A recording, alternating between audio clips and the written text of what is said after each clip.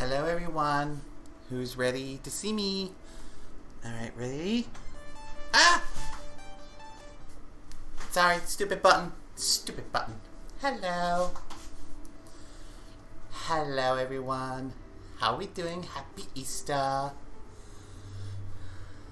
I hope y'all are ready for Easter. I don't really celebrate it myself. I love to cook though.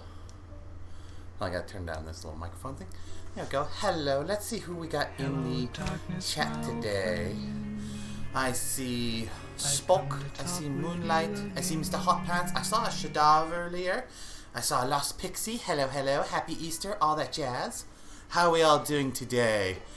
Bunny headband? No, I have bunny ears today. I let the bunny part of my chimera out. Don't I look adorable with them? So, I don't think the chibi could get cuter was wrong. Damn right you were wrong. I'm so adorable with bunny ears. So, today, like I said, I don't really celebrate Easter as much, so I don't do the traditional foods when it comes to Easter. I tend to do stuff like Italian food, or Japanese food, or today, we're going to do Chinese food. We're going to do pork dumplings, and we're going to go do chicken fried rice, at least my version of chicken fried rice. I know if, God forbid, if Uncle Roger saw this, he'd be like, no, that's not how you do it. No. So it's going to be my version. It's not going to be fully traditional, but it's going to be my version. And I do hope that you guys like it. And hello, Queen Sun. How are you doing, my dear? Happy Easter and all that says. Yes, Lost Pixie, I have bunny ears today. I went with the cute blue ribbon too while I was at it because I figured I'd be adorable. Hello, Moonlight Spock. Nice to see you. Hello. So, we are ready to get to cooking. I've got all my ingredients ready, so let me go ahead and switch on over to the recording station.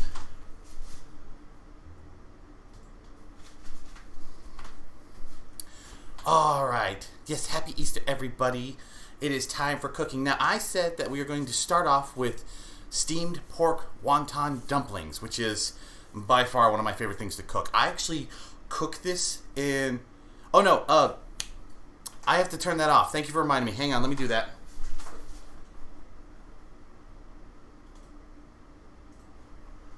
Sorry about that. I forgot about that.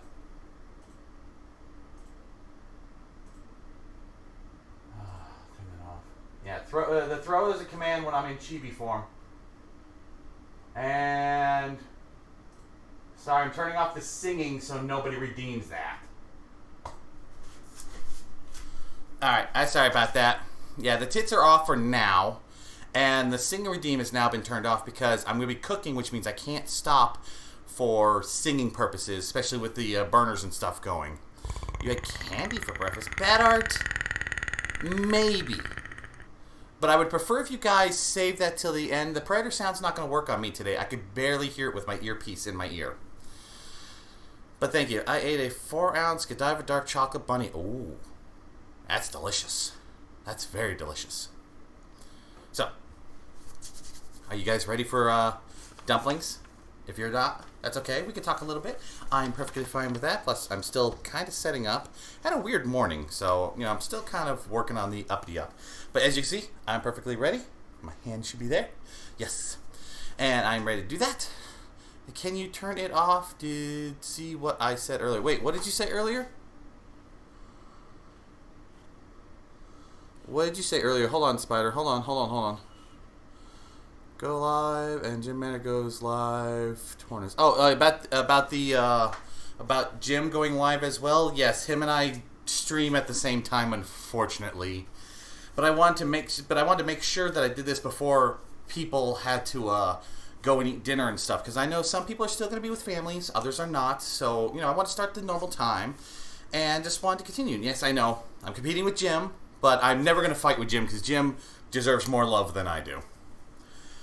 Alright, so we are going to start with the pork dumplings. Now, the first thing that comes with pork dumplings that you must know is you need to wrap your hands up, because you will be making this with your hands.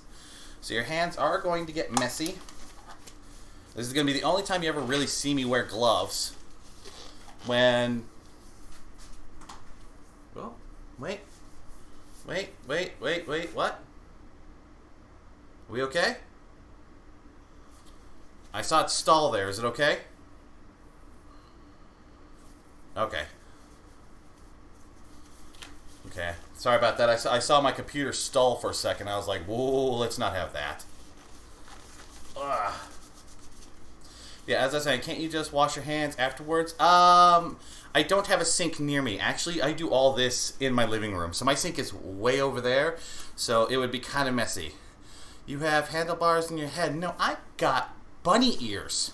They're not handlebars, Lopez. Not for what you're thinking. Alright, so the first thing we're going to do is set up our ingredients. The first thing you want to have is, of course, a pound of pork. Now, I got a place that's near me called Grand Union. They're actually very good. All their pork was under a pound. Luckily, they were nice enough to set me up a pound. So this is all set. You're going to want to have that. The next ingredient that you're going to want to have. Now, if you want to go traditional, you're going to want to have to go... they want you to use water chestnuts. I don't like water chestnuts. I really don't. But water chestnuts give you this nice umami taste. So I wanted to figure out what I could replace water chestnuts with. And I came up with mushrooms. Mushrooms, a lot of people don't realize, have a very umami taste. When you add mushrooms to food, it brings out the flavors. It increases. And the best part about mushrooms is you cannot overcook mushrooms. No matter how much you do them, you almost can never overcook them. Now, you can burn them, yes, but even then, they're still pretty good.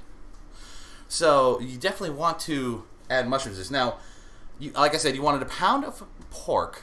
You want about 2 ounces of mushrooms. Now, I've got 4 ounces here, so we're going to want to chop them up. So, get out your trusty knife. And like I said, I wanted 2 ounces, so I'm going to go about half a package. And we'll say that. We're going to chop that all up. And you want to get this in as small pieces as you can. The smaller the better. And now use whatever mushrooms you like. I like the white mushrooms. They're, in my opinion, taste better. They're so much better than anything else.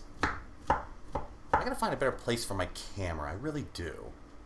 You know what? I'm gonna try something real quick. Let's see if my camera will reach down here real quick. Let's see if this works. Pardon the random movement of the chibi. How's that work? Let me check on this monitor real quick. Let's see. How's that? Do I sit well? Do I sit okay? How's this? Does this look okay? Because this way you guys can see me, I can see you. Alright. And that means I could actually move my little cell phone down here so I can see better. I'm playing with clay. You're playing with clay? Better than black mushrooms? I like your knife than mine. This is my knife. I actually got this at Walmart, to believe it or not. This is actually a really good knife. See shit later, Stern. You can over oil mushrooms. Really helps to get the pan searing before mushrooms go in. Yes, very true. Now, when I said you want to have these very finely chopped, so take your time, dice them up as much as you want. Because you remember, this is all going into a wrapper, and you don't want the wrapper to be overstuffed. So take your time, chop them up. And I don't know about you, but I find chopping up vegetables kind of therapeutic. You know, just, chopping them up. It's closest thing you're going to get to ASMR from me, I think. And the best part is, if you have kids that don't like mushrooms, this is actually the really easy way to get them to eat mushrooms, because when you chop this all up, they'll never notice the mushrooms in it, because they'll be all small and tasteless and all that. So if you ever want to sneak mushrooms into your kids' meals, dice them up really well, because that is how my parents used to get me to eat mushrooms. And I never liked mushrooms as a kid. I actually was one of those kids, and Zarling will admit, because before my stepdad came into the family, I was a kid that ate hot dogs and cheese pizza, and I would refuse to eat anything else. And then my stepfather came in, saw my mom attempting to feed me that, and he was like, no, no, no, no, no, no, that boy's going to learn to eat. What do we got? It's not a knife. If I have kids that don't like mushrooms, then I certainly won't have kids. Rapper or shrimp. Don't be mixing words. Okay, so now we're going to take all this. Now, you're probably wondering, why didn't I put the pork in yet? I like to put the pork in last, because I like to mix all the other stuff first. See if I can do this without being super messy.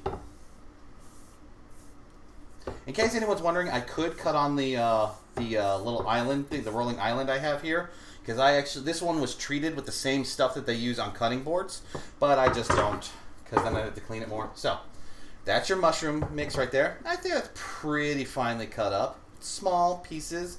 It will shrink up when cooking, so you don't need to worry about that. Onions are delicious. Don't lie. Onions are delicious. Let's see if I put this here. No, that's not going to work. Just trying to put this thing in a way I could just be able to see it and still talk without moving my head around. Alright, so first we start off with the mushrooms. The next is, now they usually say scallions, but I really don't like scallions. I like to have a half a cup of green onions instead, or leeks. And since I still have leftover leeks, I'm going to use leeks. Now you're going to want to finely chop these up as best as you can. Excuse me as I don't talk. I have to focus so I don't slice my hand.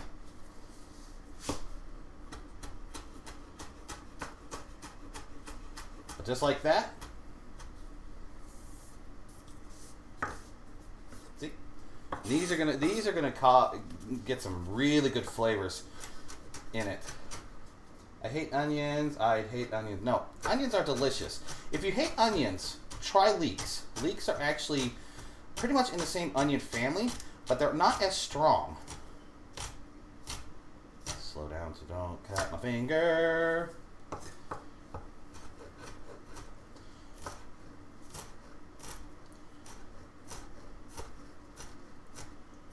I am chopping this all wrong. Somewhere, my cook, my teacher who used to teach me cooking, is screaming at me about how I'm cutting all this, and I don't care.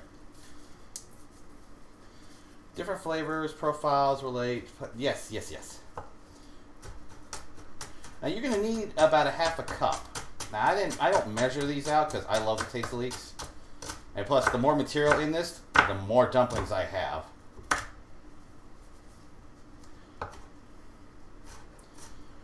There you go. This is how I finally chop stuff. Very dangerous. Very could slice my hand open. I've done it many times. That looks like what, a quarter cup? I could probably put a little more. I think this one would probably get me the half a cup.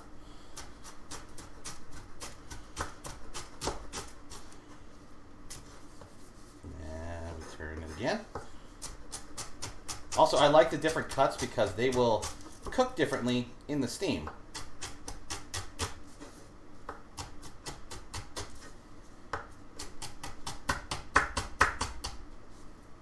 Go, and then cross cut again. I have to sharpen my knife again. I forgot to sharpen it this week. Always sharpen your blades, at least once a week. I got like one of those little stone knife thingies. I just slide my knife through there at least a couple times when I sharpen it up. Keeps it from cutting. Now that looks like about a half a cup. So these extra ones will go off to the side. Hold on, there's words. Don't have a chopped accent. I know, I do my best not to chop my fingers. There's a Sharon hot dog restaurant that serves giant green onions that were cooked on a grill better than six. Oh, you are absolutely right. If you really want something kind of delicious, leeks, cut them in half. Make sure you wash off all the dirt and all that. Then you spread some oil on them, and then you put them on the grills just so they char. And then you could put when you get them charred, you flip them over, and then you drizzle them with some garlic butter and some cheese. Oh, I could eat that all day. It's just freaking delicious. What the hell are you doing? You need a bigger knife. Fuck you, this is my knife.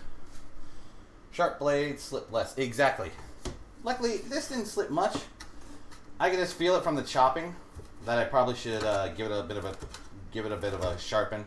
Not much. I try to keep my blades sharp. The last blade that I replaced this for survived me for over 14 years, so I think I did well. Alright, so we want to take that, mix it in there. I'm going to mix those up a little, because you want it all mixed up before the pork goes in. As long as you pre-mix the stuff ahead of time, it will actually be a lot easier when you mix the pork in. Looking at my notes.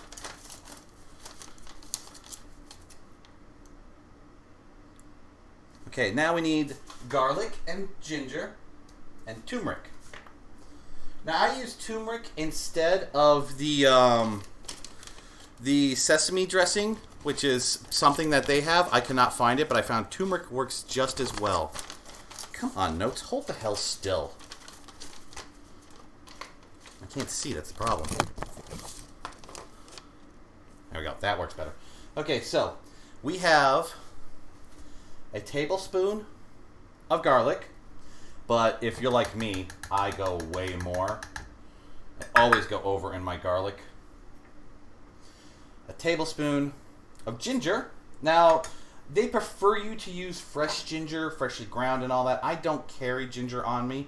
A lot of stores around me carry it, but it always looks funny, so I don't buy it. I always buy the powdered stuff. It's easier to store. It lasts longer. It's better for you, in my opinion. I personally like that more. What's this? By making him play, brain games, onions can be very overpowering. Don't eat them myself, but they really add to the meal. Sounds got ginger, like eating redheads as well. I don't like measuring cups, but you have notes. It took me a while to type. Same, it's a bit sharp for me. Yeah, onions can be sharp. That's why I found leeks are a lot better. They don't have as much sharpness. So if you want to have onions but don't like the sharpness, do leeks. Also, leek rings, like onion rings, taste really good. Now, like I said, I use turmeric instead of the sesame seasoning. I find it a little overpowering, but the turmeric is something I like. Plus, turmeric is healthy for you. It helps with your circulatory system and all that. It's very good for your body. Ever since I've started adding ginger and turmeric to my foods, I've been a lot healthier than I have been in a long time. So definitely do that. Now, as you can see, this is all the dry stuff. Well, I guess. Vegetables aren't really dry if you think about it. But that's what it should look like before we start adding a lot of the wet stuff. Put this over here. Now, for the wet ingredients, we have a few ingredients that we're going to add. We're going to add sesame seed oil, which is, if you're going to spend the money, spend the money. This thing, I think, cost me $4, but it tastes way better than any oil that I could find in normal grocery stores. You can find it at your local Asian market. They are worth it. It's fine. See, like $3.29. That's what mine cost me, but with tax, $4. Wait, what are we bonking slow pads for?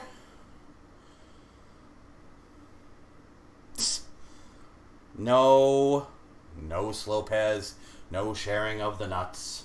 No, you're not going to share the nuts. This is a non-bloody, so less cross-contamination. Yeah. Alright, so we needed 1 tablespoon. Now, I don't ever keep a tablespoon on me. I always keep a half tablespoon on because sometimes it's better. Okay, so that's a half. And you would think 1 tablespoon is not going to go far, but like I said, this is sesame seed oil, which is better. In my opinion, it's better than regular oil. So we're going to mix that in there. And this is where you'll notice that some of the ingredients are now starting to come together. Get some kind of a moisture in there, and it starts to be. But the thing that's really going to bind this all is the eggs. Oh, wait. Before we add the eggs. Do you know what this is? This is oyster sauce. A lot of people don't realize that oyster sauce is in a lot of the Chinese foods that they eat. Egg rolls, dumplings, various sauces that they put on chicken actually has oyster sauce in it. And oyster sauce is strong on its own, but if you mix it with other stuff, the flavors that come out of it are just delicious.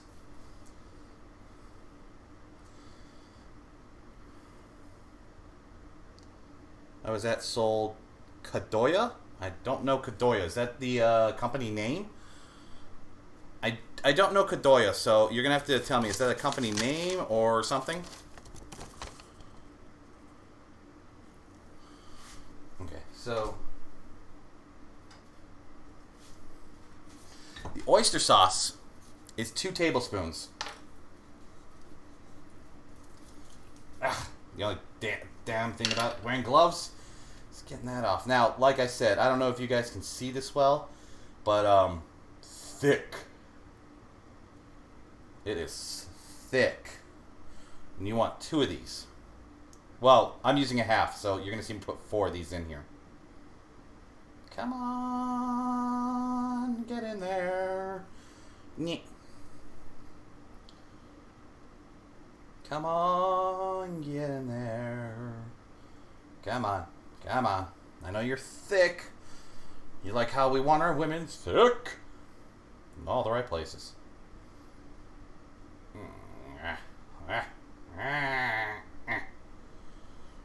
Remember, jiggle the bottle just right. Ladies, I think you know what I mean. I'm going to horny gel for that. Alright, put that in there. Now, this is going to get messy and sticky. This is where the glove really comes in handy before the pork comes in. This is just meh.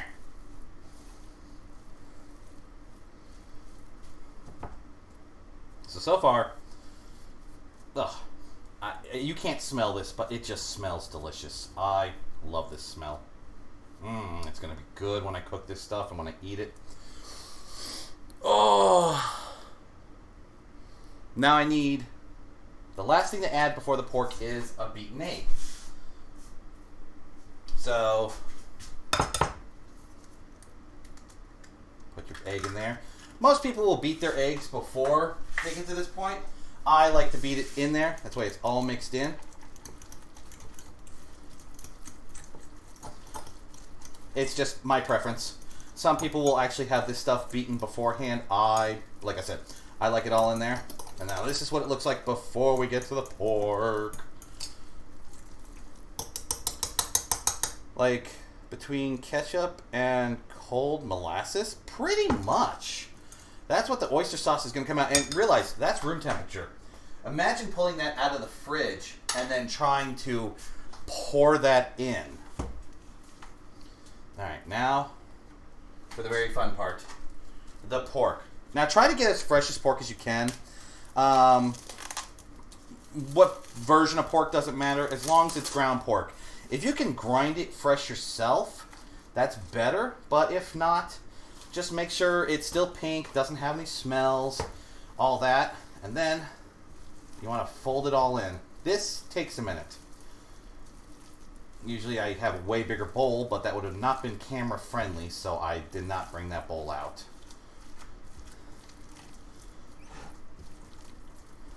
There we go.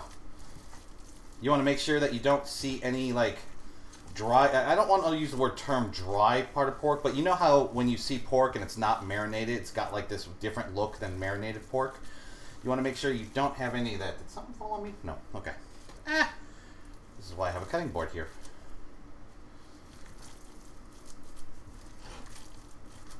There we go. Mix that all together. Cover in your waifus? Wait, what? I can't pick up the phone right now, so I can't read what that says. Because my hands are all messy. There we go. Alright, so. That is the mixture. Let me scoop off as much as I can. It's messy. Imagine trying to make hundreds of thousands of these things. You'd be messy. Shout out to all the the mamas who have to make this thing for generations of kids. But this stuff is messy, it's cold, it's horrible, and I love making it. Ah, there we go. I'm free. Free from that mess. Oh. Yeah, my fingers feel weird. Okay, hold on. Let me check up on chat real quick. Okay, why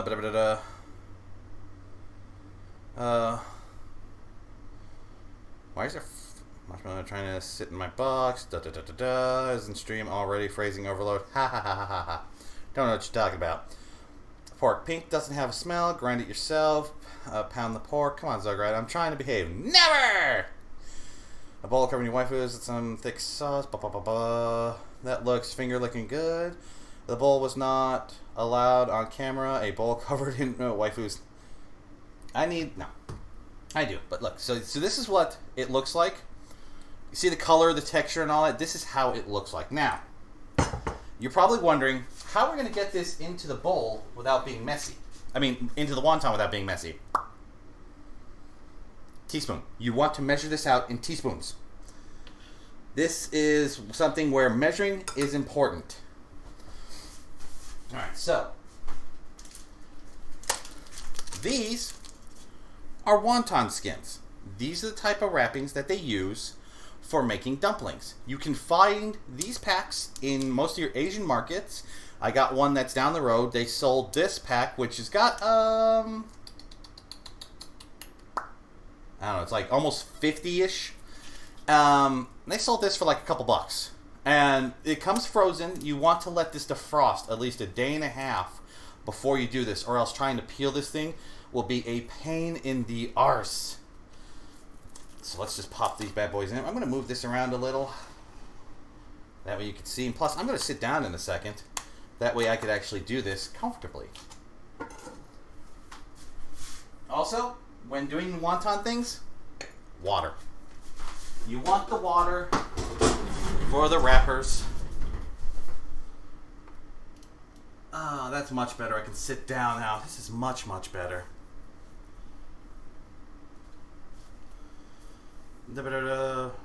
Fuck that stuff. Just stuff it. The wonton will leak at more than half a tablespoon. Yep, that's why you want a teaspoon. See, Spock knows. All right.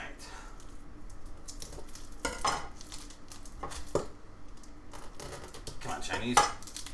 Ah, there we go. Good wrapper packaging. Ah, there we go. Now, before these things are cooked, I bet y'all have never seen what a wonton looks like before it's cooked. It's just that. It's just wonton dough rolled out in a sheet. It's pretty thin. As you can see, it's not very thick. And this is what they use to fill the wrapping. So, what you want to do is take a teaspoon and get it out however you can. Spread it out. And that's it. Now, you can be greedy. You can be greedy. I add a little more just in case. Yeah, he is getting his afro back. Wait, what?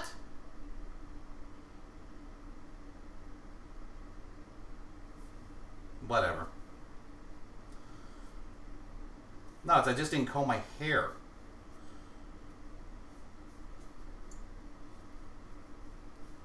There we go. So, you take your water, you wrap around this. You usually go 2 areas, but I like to go a little more. And then, now the shape is all up to you. You can do them flat, you can do them round, you can do them triangles. I'm going to show you the easy one, which is the flat version. It's not pretty, but it works. There's also the dainty triangle version, which is good, but when it comes to freezing these things, is a pain in the arse. And trust me, these things you could freeze up to like 3 to 6 months, but if you're like me, you'll be eating the heck out of them in no time. Come on, there you go.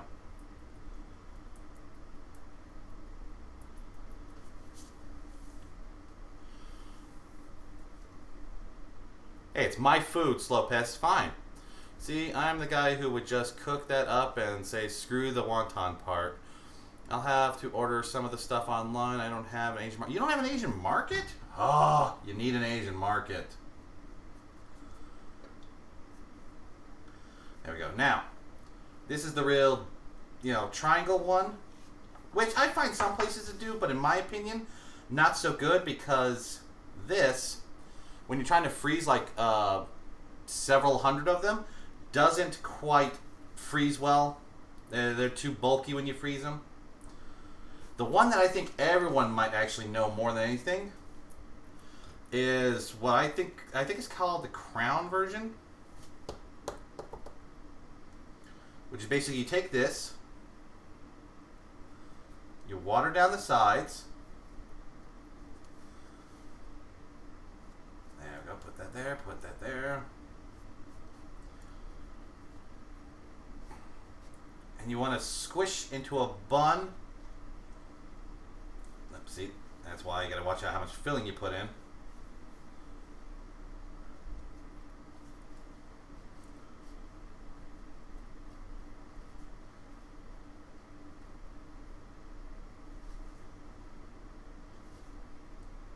I don't know what they call this, but I've seen a lot of places do stuff like this.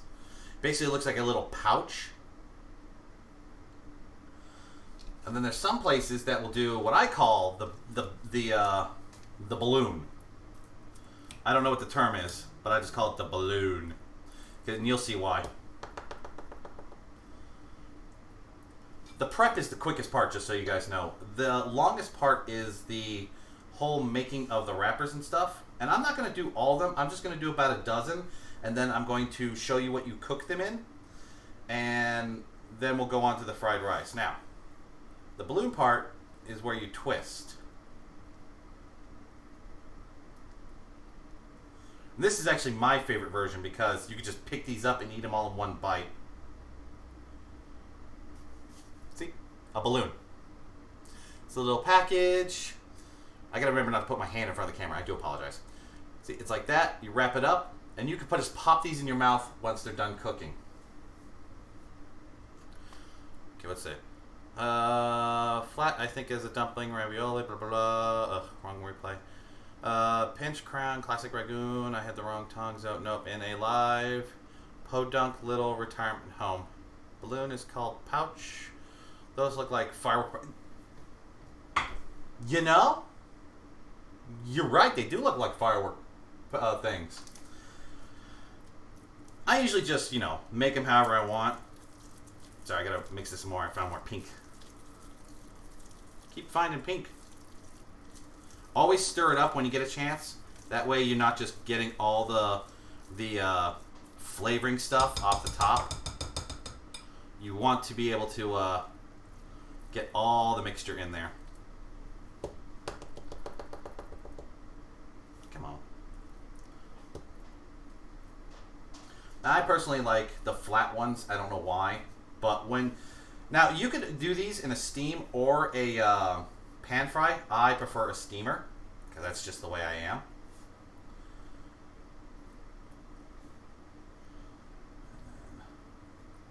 There we go. I never make them the same way twice. I don't know why. Don't question me. Unless I have to make them for somebody, I normally just make them however my brain feels like. There we go. Yeah. I think because it's like a laundry bag. Like a laundry bag? Well, I guess. Guess you could think of it that way. Now, as I was telling you guys, these things can freeze. This mixture right here will actually... I will finish all the wonton wrappers before I finish the filling. So, if you don't want to use up all the filling, like say you finish up your wrappers and you've got filling left over, what you can do is measure out a teaspoon of material, put it on wax paper, stick it in the freezer, and freeze it. What you'll get is these little dumpling pork balls, and you can actually save those for later wontons, or something I like to do. I like to actually throw a little flour on them and then fry them up and eat them with noodles. I don't know why. It just tastes really good. It's almost like an Asian spaghetti, but it's not. But it kind of reminds me of that. I don't make them the same. I always change them up. So Lopez, the thing about me is I always change up the way I make them. They're never the same twice. Unless I have to. Like there was one time someone paid me to make these, and they wanted triangles, so that's the only time I made them all the same, was because they wanted triangles. Yes, I'm touching with my bare hands, but it's my food, so I can do what I want. I know, someone's probably going, wait, doesn't Xograd have OCD? Yes, but when it comes to food, no. See, I'll even do it sometimes where it looks like a little egg roll.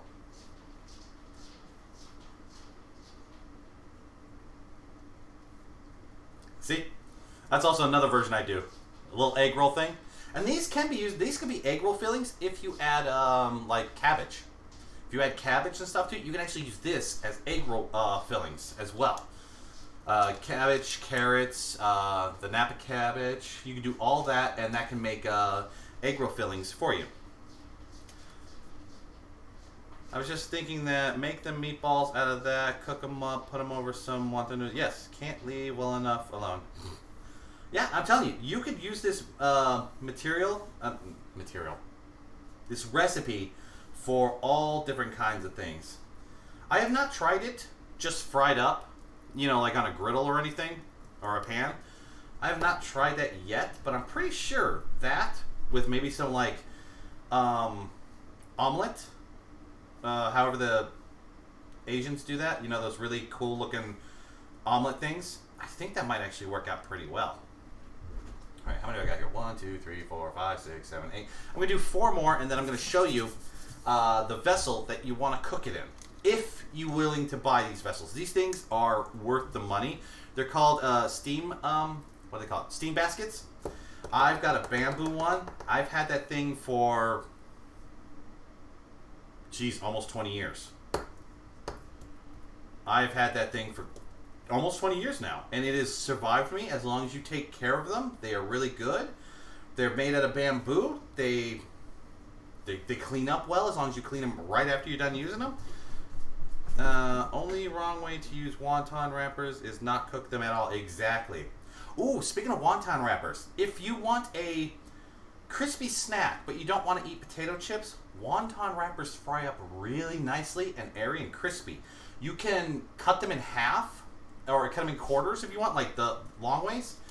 You cut them at an angle like that, so you get like these little triangle chips, and then you pan fry them real quick in a little bit of oil, and they just come out airy and crispy, and they are the perfect midnight snack when you don't want to eat something heavy. Yes, I've eaten these as a snack when I can. Do I feel guilty? Not at all.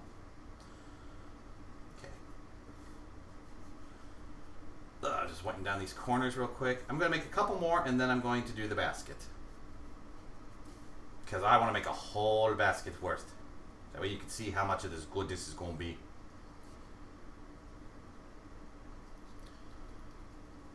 So, do you guys like wontons? And if you do, what kind of filling do you like? Me, personally, I like the pork ones more than anything. I know some people are all about the crab.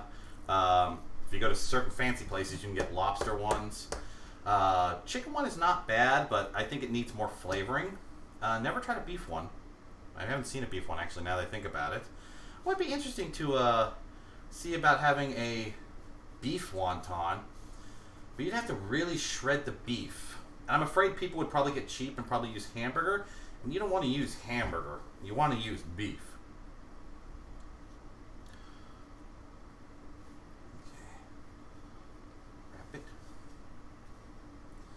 See, I'm just making them random because I don't know and I don't care. Plus, I just think, you know, what can I fit in my mouth? That's the perfect size to fit in my mouth. Shadav, Slopez, shush. I already know what you're thinking. Hush now, children. Where's the beef? Hello, Valkyrie. If I have any mods, could y'all do the shout-outs? I have not been paying attention enough to do the shout-outs. Hello, Valkyrie. Welcome to the stream. Happy Easter, the day that Jeebus became a chocolate-covered bunny and spread love and joy with jelly beans and chocolate eggs.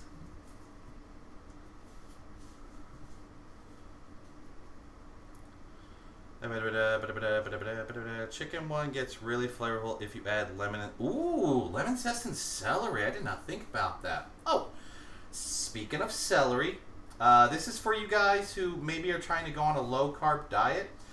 Microgreens and celery can be really good replacements for pasta. I know you're thinking, wait, what?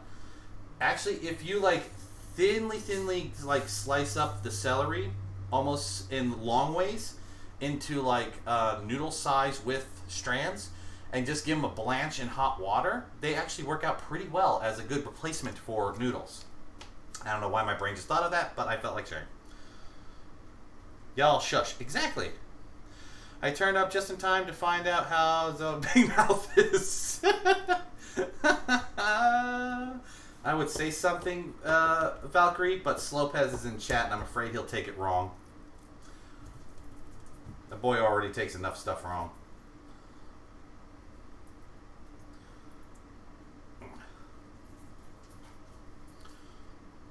No, I'm part Italian. There is no substitute for pasta. Well, for some people, Slopez, that are trying to go on a low-carb diet, you gotta find substitutions. Like, I'll admit, I eat cauliflower rice every once in a while. I don't like it, but I do because sometimes I just need to substitute rice so I don't have to eat all that starchy stuff. Let's see, 3, 4, 5, 6, 7, 8, 9, 10, 11, 12. Okay, that's 12. That's 12. Wait, what did I say earlier? Did you realize that you are not making dumplings anymore, but mini egg rolls? Yeah, I did. Because I can make whatever I want. It's the dumpling mixture, but like I said, you guys can use it for whatever you want. Egg rolls, meatballs, stuff like that. This is just a filling. What you do with it is all up to you. Or maybe I like it dry and rough. You don't know me. Also good one. Oh, no, Slopez. You don't want it dry and rough. Food is never meant to be dry and rough. You want it moist with great lubrication. I don't know. I can't say this without getting in trouble. Just bonk me already.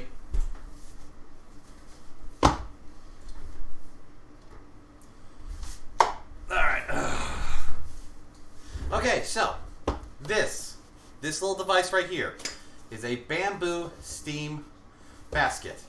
It comes in 3 portions. 1, 2, and a top. Now I could have bought one that had like more portions in it, but I didn't. I like just the 2 portions. That's perfect for me, for my lonely single self. Now, when you want to use these to keep it clean and last longer, you want to put a layer of something on here. So a lot of Americans, white people, I hate to say it, but white people will put like parchment paper or something on here. It's not bad, but it's not traditional. You want cabbage, Napa cabbage, regular cabbage, any kind of cabbage. You can even get away with lettuce if you can only find that. And you want to just line the bottom of these things because, one, the moisture won't get stuck underneath it. You don't have to worry about chemicals. And 2, when it's all done, if you have a compost pile or you make fertilizer or anything like that, you just toss this in there. So you're actually, recycling and shit. Now, it doesn't have to get everything covered. You just want most of it. So you see, I got most of that covered, like so. There we go. Hold on. If you keep going with this, Lopez, you may have to go to the corner. Granola is dry and rough on purpose. Shadavia deterred to silent. My mom had a steamer, but the mice ate the shreds. Oh, the mice ate it. That's terrible. Yeah, I don't have to worry about that. Now, on this, you don't want to super pack everything in because you want room for the steam and all that to go through it. So you want to make sure that there's space in here. Like, the reason why I started doing the egg rolls is because my brain realized I could actually space these out better. So you want to, give a bit about an inch apart, or as I like to do, a finger wiggle. If you can wiggle your finger in between it, you're fine. And you want to put, I don't know, anywhere from 6 to 10, but you don't want to go over that number. It also depends on the size of your things. Like that, I got 2, 4, 6, 7. I got 7 out of there. Little bit of wiggle room, but not as much as I'd like, but that's plenty of room for the steam to come through. And then we'll put, now these are the bigger ones. And see, the bigger they get, the harder it is to place them. That's why I don't really stick with the triangles or the flat pieces. But if you're lucky like I am sometimes, you can lay it all in there. Okay, so I got most of it without touching. And the reason why you don't want it to touch is because when they steam, the moisture will actually seal them up. So if you got a layer on top of each other, they will actually layer up and stick to each other. Then pulling them apart is a big mess. Hold on. Let me check up on chat. And thanks for the gift stuff. I see I would love to cook more fancy foods like this, and I can actually cook pretty well. I hate cleanup, and I don't have anyone to cook for, so it's not fun for me. No, I get that, Slopez. I get that. I usually cook a lot more. Like, here's something that Zarlene and I used to do. I used to own a catering business, my own personal catering business. I only did catering for a car company my mom worked for and a couple small clients, but I actually enjoyed catering because I got to cook for people large amounts of food, chicken barbecues. I once did, and this one was one I did separately from my mom because we were having issues at the time. I actually did a Chinese wonton thing. The client wanted a whole bunch of these, and she actually gave me the recipe. That's where I got this recipe from. She let me keep it. That was the best thing. She said, you can have this recipe because her son didn't cook and he was getting married and they wanted to make they were doing the little egg roll things. That's why I do a lot of those. If you can wiggle your finger in between, I will say the phrasing I choose. I do not need a kind of, adopt, use, hold on.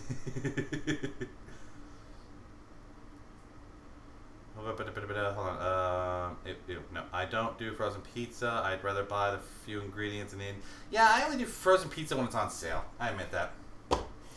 Now, the cool part about these things is you don't need fancy stuff. You can actually put this just on a pot full of water, which is I'm going to do. You want to let this steam for about 20 minutes before you remove it from the steam, and then you want to give it about 5 minutes to let the rest of the steam get out, because if you just pop this open when the steam comes out, you will burn your face.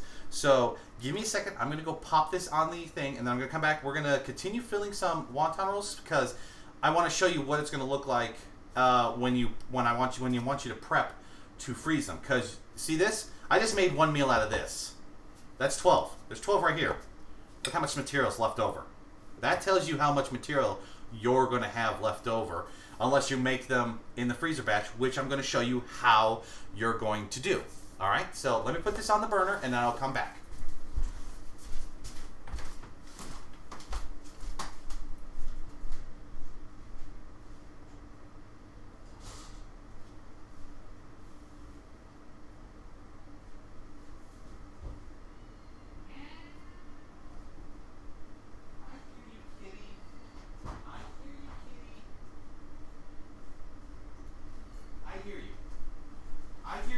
Child, stop crying. There's no reason for you to cry.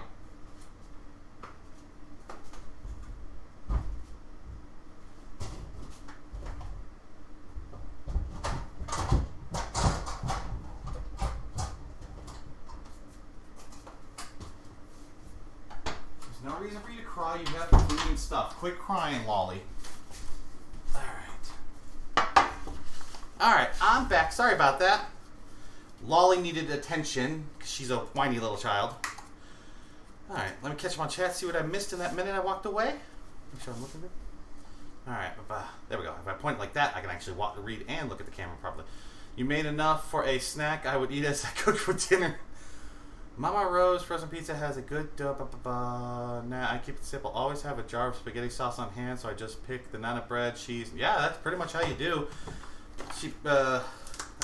Now this pan, if you notice, is not my cooking pan. This thing has been torn up and everything. I use this exclusively for prepping food, freezing, and all that. So what I like to do is I take wax paper. If you got parchment paper, that's fine, but wax paper works just as well. And you want to put a layer of that down. This is where we're going to prep all our freezing stuff.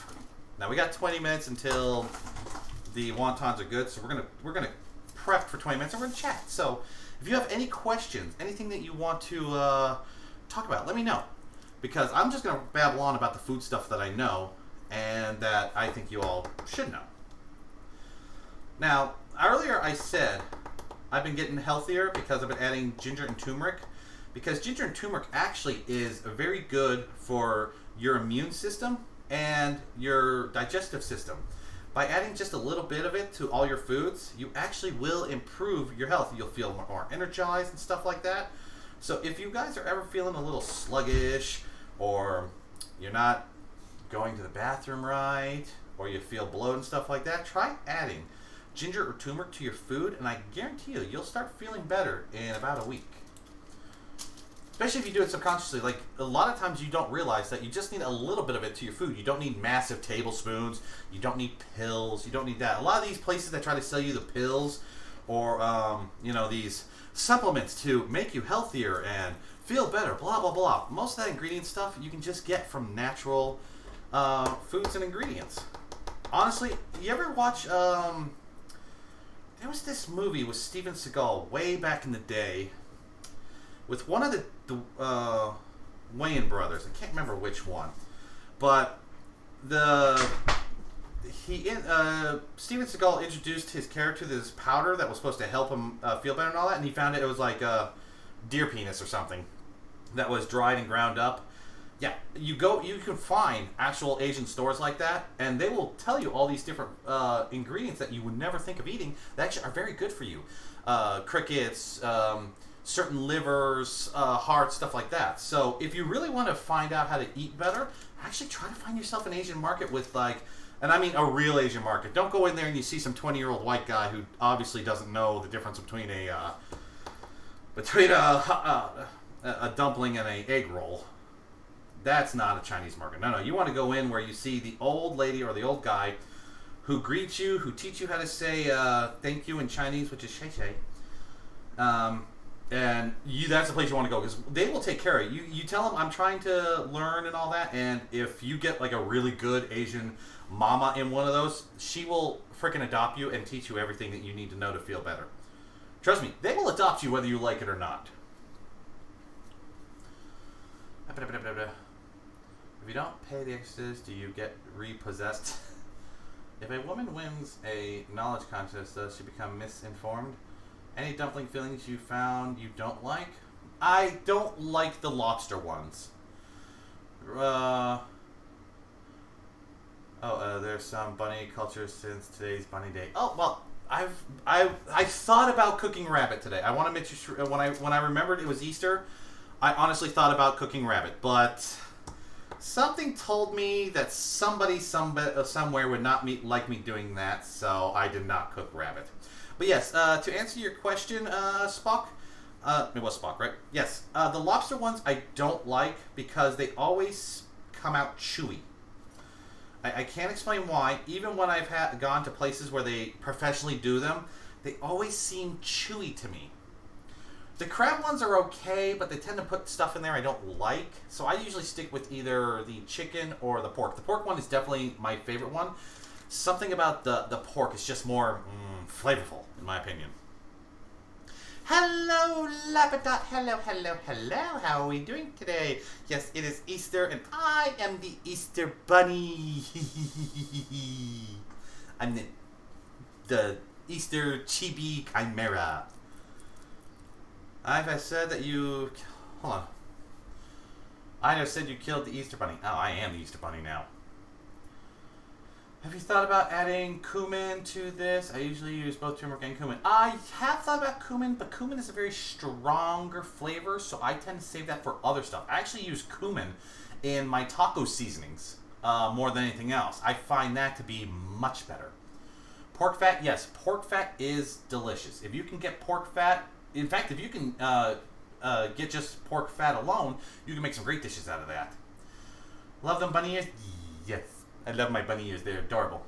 I may have to try using ground pork in my taco nachos one day. Usually go with ground. Oh, pork with if you make your own seasonings, not that store-bought stuff. No. In fact, you can make your own taco seasonings for dirt cheap, and you probably have most ingredients in your house. Trust me. Don't buy don't spend the $1 on taco seasonings out of a bag. No. You can get all that stuff from the spices that you probably have in your spice cabinet right now, and you just don't realize it. I haven't bought taco seasonings. I forget how long it's been since I bought actual taco seasonings. I think the only time I ever bought one once in the last 10 years was when I was on a trip, and I didn't bring my seasonings with me because I forgot. Chewy lobster is overcooked. They probably started with a full cook before making it. I don't have the ingredients to make it. Slopez, do not make me come over there and cook for you and set up your kitchen and everything. Do not make me do it. I will do it. You know damn well I will come over there and I'll cook and I'll make sure you're all set up. I will go over to people's houses and set up their kitchen. Okay, Slopez, now I have to ask, what do you have in your kitchen?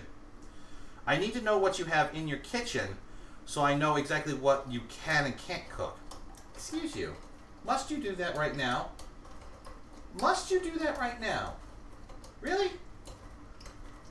Really? Don't look at me like that. You know I'm questioning you. Sorry, Bear's over here doing her claw thing on the wood that I made her. I made her a little claw stand, and she's over here just clawing, and she's just looking at me while she's doing it. She's like, yeah, motherfucker, I'm doing it. What about it? I don't have the ingredients to make homemade taco seasoning.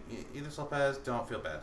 I have salt, pepper, parsley, and pepper flakes, and a McCormick seasoning blend. Okay, get yourself ginger, turmeric, cumin, garlic powder. As long as you have those plus the ingredients you have, you can pretty much make any seasoning you want. Hell, most of the barbecue dry rub seasonings that you ever see have most of what you said in there and some, other pepper flakes. Other than that, you've pretty much got everything you need. Go spend the $10, get all the rest of your seasonings, and you'll be set. I will one day sit down and I will write out the taco seasonings. I just know how to make it by eye. I don't ever think about it. But I'll write it out. That way you guys can see what you use for taco seasonings. I guarantee you, you will save so much money than buying store brand or McCormick taco seasonings over that.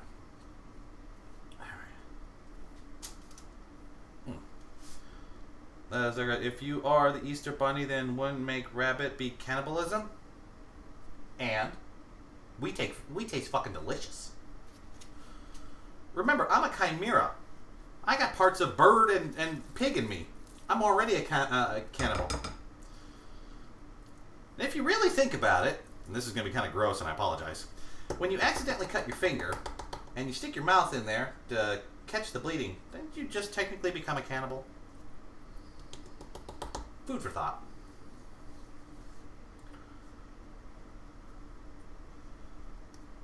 There's a delay on my phone. I could just hear myself talking like 2 minutes ago. Point taken. And after a few drinks, he'll have some black in him too.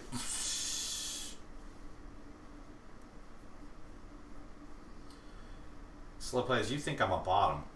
I am not.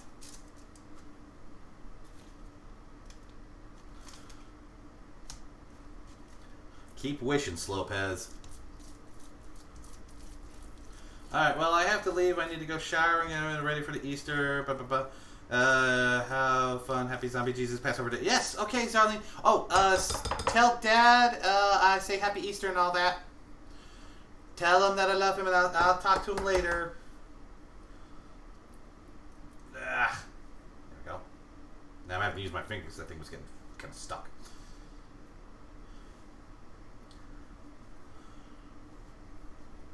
Now, I use water. A lot of people actually say use like an egg wash, but I find that kind of wasteful. Because, I don't know, egg wash just doesn't seem to work well with me. Now, if it was pasta, like say if I was making actual raviolis and stuff, sure. Egg wash would be kind of the norm. But I find that just plain old water on the edges actually just works just as well. So the whole egg wash thing, I think it's just extra hoo-ha. There we go. I buy McCormick because the jars withstand the mice. Okay, now that's fair enough. Spock, fair enough. But also, if you're going to make homemade stuff, just buy some mason jars. Buy little mason jars. The little half-size ones.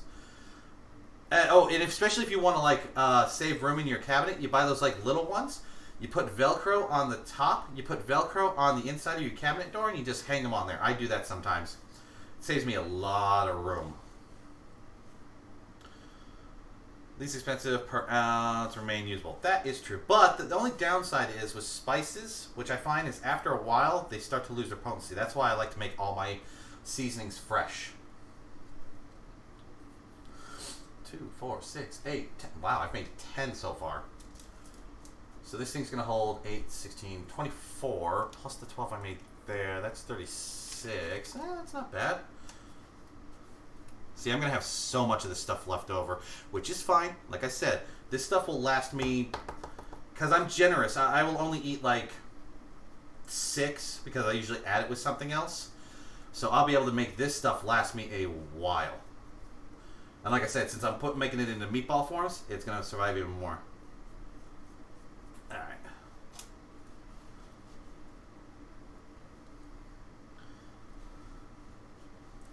Now let me ask you, when you guys go to, say, a Chinese buffet, which I don't do anymore because I learned how to cook, what is your favorite item to get from the Chinese buffet? Me, personally, when I used to go there, I used to go to the ones that had the hibachi grills. That way I can get, like, fresh hibachi noodles and stuff made up. Which, you know, if you can find one with a good hibachi grill, it is awesome. There was this place in Virginia Beach. I don't know if it's still there. It's been forever. If I go back to Virginia Beach, I will go look for it. It was called a Mongolian hibachi grill, where you just went, you grabbed your vegetables, your noodles, and your meats and your sauces, and then you gave it to someone, and they went around this round table cooking it as they walked around. After 3 laps, your food came out, and basically you made it yourself. You added your own vegetables, you added your own meats, you added your own sauces, so it was always unique. Duck pancake. Duck pancake? I've never had duck pancake. What is duck pancake? I'm very intrigued now. I have an urge to find out what a duck pancake is. What is a duck pancake? I've got to know. Wait, what's that noise? Oh, it's my cats.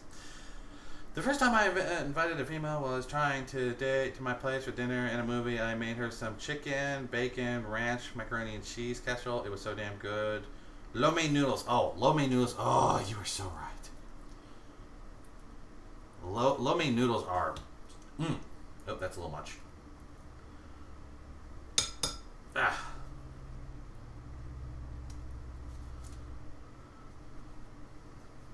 See, I have to be careful if I ever start dating again, because someone's going to learn I cook, and that's going to be the end of it.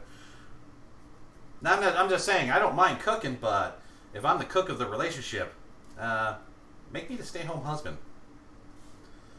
Let me be the stay-home husband. I have no problem wearing the maid outfit and staying home and cleaning and cooking all day. There we go. It's a really thin pancake. You then put duck, spring onions, cucumbers, and honey sauce on it and roll them up. Oh! Other than the cucumber, that sounds really good. I'm not a fan of cucumbers. I don't know why. I just don't like cucumbers. And on that note, I don't like pickles. I am just not a fan of pickles. I really don't like the vinegar taste to them. Something about pickles I just don't like. I even tried, what is that? Deep fried pickles? Still not a fan. I can't get my brain to accept them.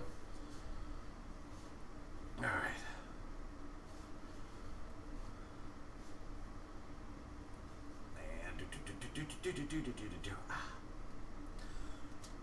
And These are perfect. I love these. These are going to be perfect size. These are going to steam up well. Yes, I know they're technically looking like egg rolls, which is fine.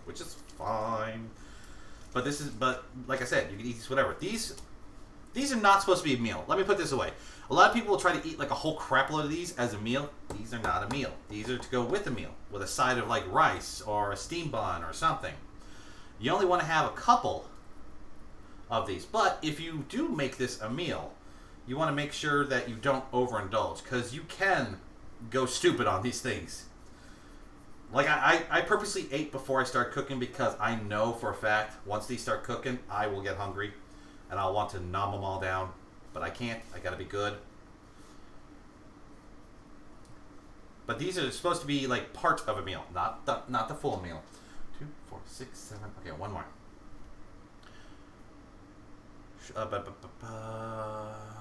Well, so much for playing hide the pickle if I ever met you. Oh, Slopez. I'm bringing a bodyguard if we meet. I am not risking that. I'm bringing a bodyguard. I'm bringing the waifu. That way you have to fight the waifu. Speaking of waifu, did you all who know Zombie Pandemic see her little post about the sneak peek of the maid thing? That little bell on the collar that she has? It's so adorable. It's so adorable. I cannot wait for y'all to see her maid outfit. She is adorable. Zombie is an adorable cinnamon roll who must be loved. Okay, hold on.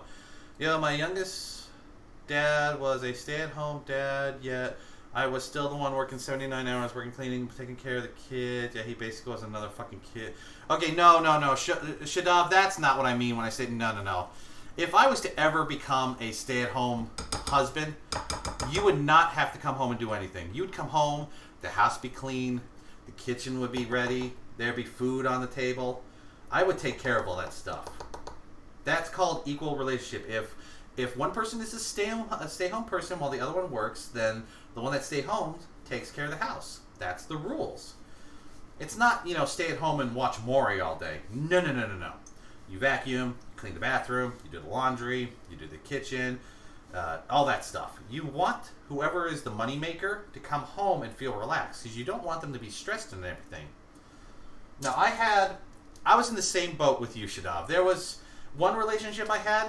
She couldn't keep a full-time job. She could always have, like, part-time jobs or something. So I was like, you know what? It's fine. I will take care of most of the bills. You work your part-time, then you come home, take care of the house.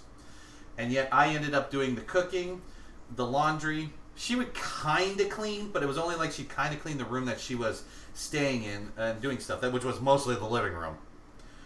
That relationship didn't last long. No, actually, the sad part is it did last long. That was like probably one of my last big relationships, but because of her, I don't date anymore now. It's the sad part. Cucumbers cut in matchsticks give many things a lettuce-like crunch. Also, I like to make stuffed manicotti. Ooh, stuffed manicotti is actually really good. I don't have a recipe for that, though. But I would love to find a recipe for that.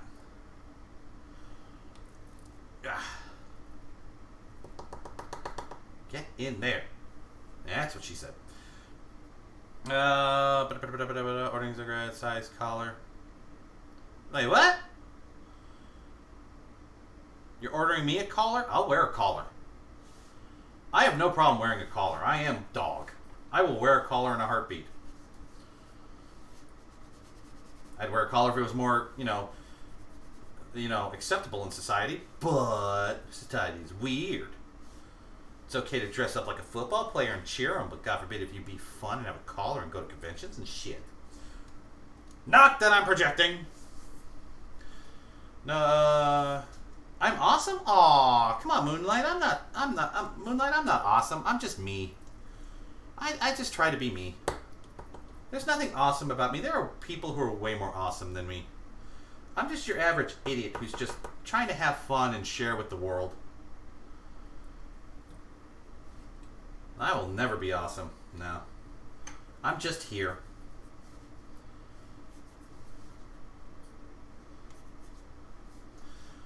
Wait, is there a Timmy? There's a Timmy. Hello, Timmy. How are you doing? Did someone get the shout-outs for Timmy? Timmy the Termite. How we doing, Timmy? Welcome to the stream. We're rolling up some pork dumplings into little egg rolls, bite-sized egg rolls, because I don't feel like doing dumpling forms. I like egg roll forms. I'm not going to lie, I just like the egg roll form. It's easier for me. What am I making? Oh, hello. We were making pork dumpling wonton stuffing mix and then making them into little egg roll stuff now. We're waiting like another about 10 minutes and then the first batch will be cooked out so I can show you what that will look like. And then we're going to move on to some chicken fried rice.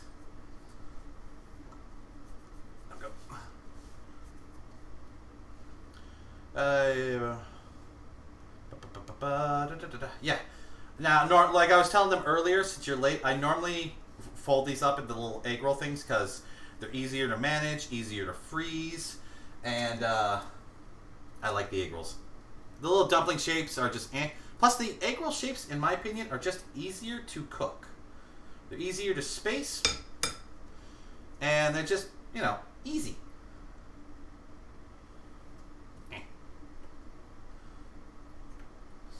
Powder on here. That's also nice. Oh, chicken fried rice. Yes.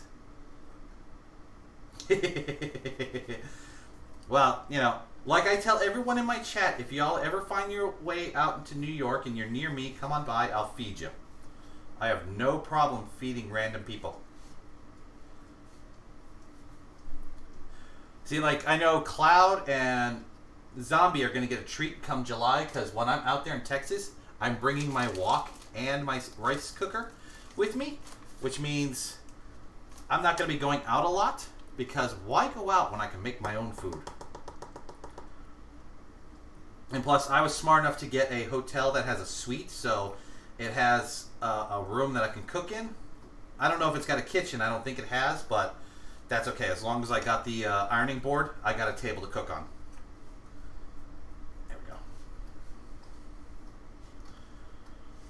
Yeah, well, I was an idiot. Finally learned that abuse is above other physical. Not learn that. Hey, Shadav, we all learn. We all learn. I mean, I learned the hard way. Okay, no joke. I'll tell you a secret about why I don't date a lot. Zarlene knows this, and why I've rarely dated since then. And to be honest, I haven't really dated.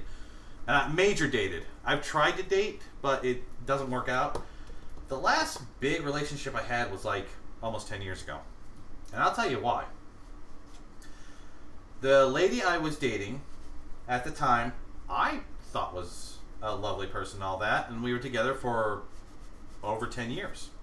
So I finally popped the question, you know. And she said yes. But then she wanted to move to New York to be closer with her family. So I said, okay. And I came along because I was in love and she was going to be my wife.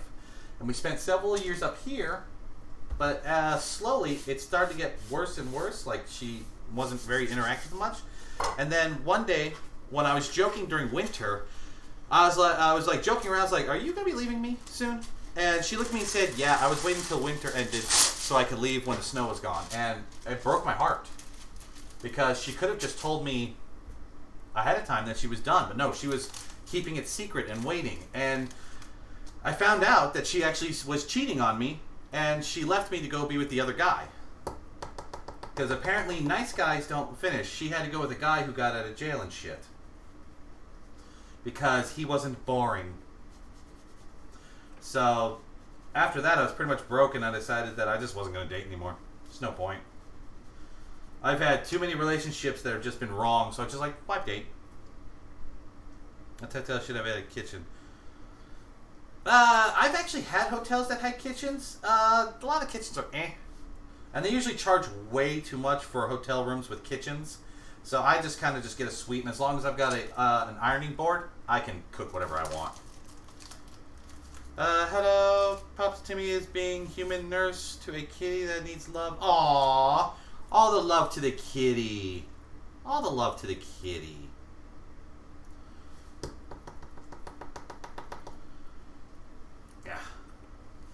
But yeah, I don't date anymore because her and the girl before that really kind of messed me up mentally. So And I've been alone for so long that I don't think I could date anymore. I'd be afraid.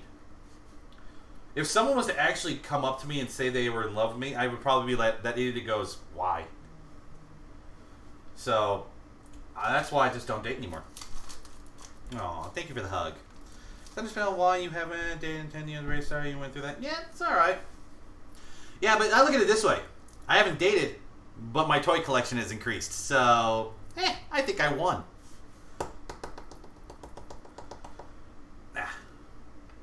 Plus, now I can do what I want. I can go to any conventions I want. I can buy whatever toys I want. I don't have to think about anyone else. Which is sad because I still take care of people. Oh, I always end up taking care of people. It's just my job to take care of people. Like, I know if I won the lotto, I'd still end up taking care of people. It's just my nature. And because of, well, my face and let's call it charming personalities. No filter, Slopez? I have no filter too. Don't worry, I have no filter. No time. One girl that I went on a date with actually learned that the hard way because... Now, I tried the online dating thing. I tried. I failed. But there was this girl, you know, we had been talking for a few weeks. And I was like, okay, cool. So we decided we were going to go to a movies and dinner. You know, a basic date. But the whole time we were there, she was not paying attention, not really talking. She was on her phone. And then eventually she just turned to me and said, yeah, I'm just here for the food and dinner. We're not really going to be dating. And so I actually left the restaurant and paid my half. And I didn't pay hers because she had actually ordered like a $30 dish. And like alcohol on top of that. She had this theory I was going to pay for it. I went to the movies. I got a call from her while the movie was playing, and she was like, "Where are you? Why didn't you pay my check?" And I was like, "I'm sorry, we weren't dating, so obviously I only paid for my food." And I went to the movies without her.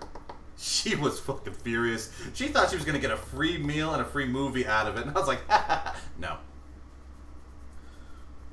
Ugh. What do we got? I was told a great apartment pick, so was going to cheap, but was not built. Wait. Hold on. Did I miss something, Spider? I was told of a great apartment place, so I was going to go cheap, but it was not built. Oh, okay. Sorry, we're reading it. Taking care of people, but I don't know why, especially couldn't go for them. Yeah, I have this thing about taking care of people. You can ask Darlene. That's why I joke that I adopt people, because I literally do. I have helped so many people out in their lives that it's just not funny. And I'm the kind of person that I'll give you $100 and help you out, but if you try to give me $20, I will not accept it. I'm that kind of person. I'm that idiot. Would better success with ladies if it was socially acceptable to... Yeah. That's why we have the box, yeah. You just gotta find someone who's in the box with you, Slopaz. That's all. Alright, we're almost done. I'm almost out of wrappers. Actually, I'm almost out of wrappers. I got one more after this. Ha ha ha! And this will show you how much material I got left over. So realize, I've now used up the one package of wrappers, which, like I said, had 49 or 50 in it. Because it has 3 servings, and each serving is 16 wrappers. So, what's that? 16, 32, 48... And the last one. Ha ha ha ha. But look at that, And that's actually good. It's almost time to pull the dumplings out of the steamer. So let me put this. I'm going to get this last one done. Then I'm going to show you how to separate them for the balls. So you can freeze the balls and have those all preset and everything. Shut up, Slopez and Shadav. I hear you're thinking. So it's a 8, 16, 24, 25, 26, 27, 28, 29, 30, 31. And I had 12, so I had 43. 43 altogether. I think it's pretty good for what I paid. I'm sorry you went through that, Shadav. Definitely, but don't help nobody with everything is scam. You should get a big wrap and put the rest in a wrap. Should got the mega-sized wrappers, could fit more materials in. I could, Slopez, but I find that if you go bigger than this with the dumpling thing, the wrapper becomes soggy. Now, unless you pan fry them or deep fry them, then you could probably do it. But anything bigger than this, with this mixture, when steaming it, it becomes harder to pick up. So unless you're going to fry them, this is the size you want to go with. Now, as you can see here, like I said, this is going to go in the freezer just like this. After a day, I will put these all in a bag. These are set, so all I got to do is I pop these out, put them in my steamer, 20 minutes, they're cooked all the way. These are all set and everything. I'm now going to put these in the freezer, get the ones off the steamer, and I'm going to check them real quick. And then when I come back, we're going to show you how to make these into bite-sized balls that you can freeze and set off for when you want to cook later, right? So I'm going to be right back while I go put this. Oh.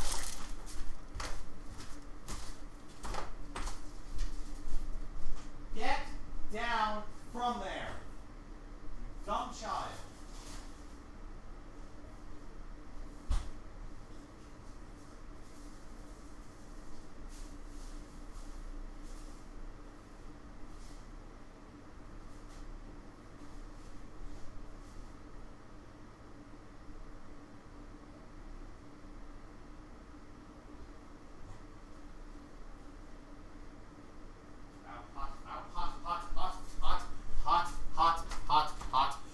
Hot.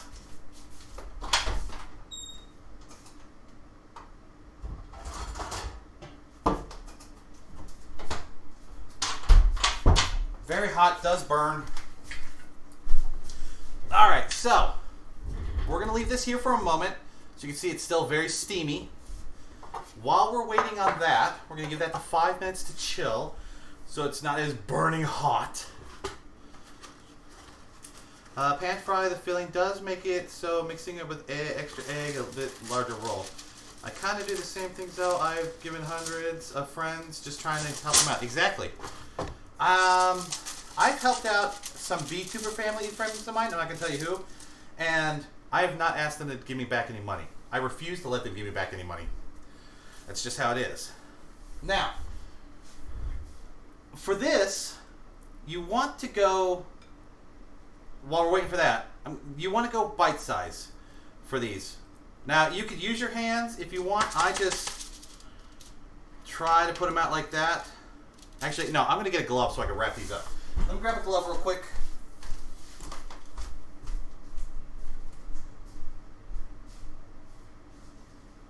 Okay, where the fuck my glove? My glove is missing. Oh no.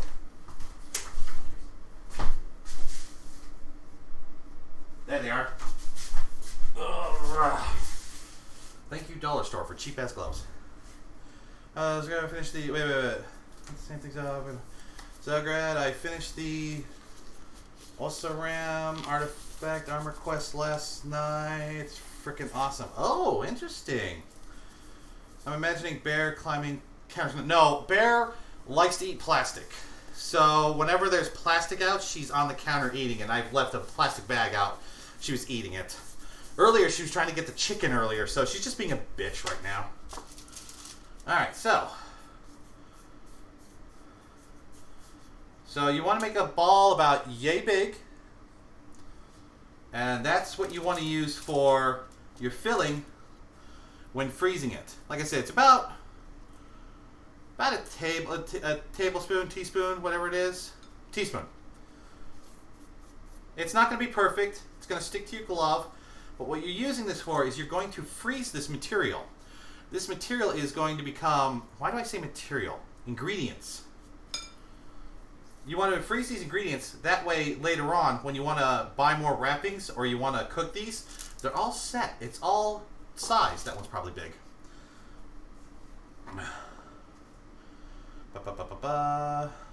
I like an ice cream scoop that's wipes plate. Oh, yeah, for meatballs, Spock, that is actually, I use that for meatballs. Which I make homemade meatballs as well, which is usually a mixture of beef and pork, and if I've got it, turkey. That's how I make my meatballs. Yeah. Now this doesn't, now I don't know if you guys could see this. I'm going to get as close as I can. All the ingredients in that, that's a good portion of what you want for your fillings. It's not all mushroom, it's not all pork, it's a good mixture of it. So we made what? What did I say? We made 43, and This filling should make at least another 2 dozen or so, if I've measured this right. So, and the first time I ever made this batch, I'll admit I accidentally made it double because I didn't realize how much it was going to make. I had wontons for almost a year because I had so much filling left over. It was redonkulous. Ugh. Type of portioning. No, I know what you're saying. I know what you were saying, Spock. The portioning when it comes to like larger size balls, like meatballs, are definitely worth the scoop with the little what do you call it, the windshield wiper thing. But they don't have that in teaspoon size, unfortunately. If they did, I'd already have it.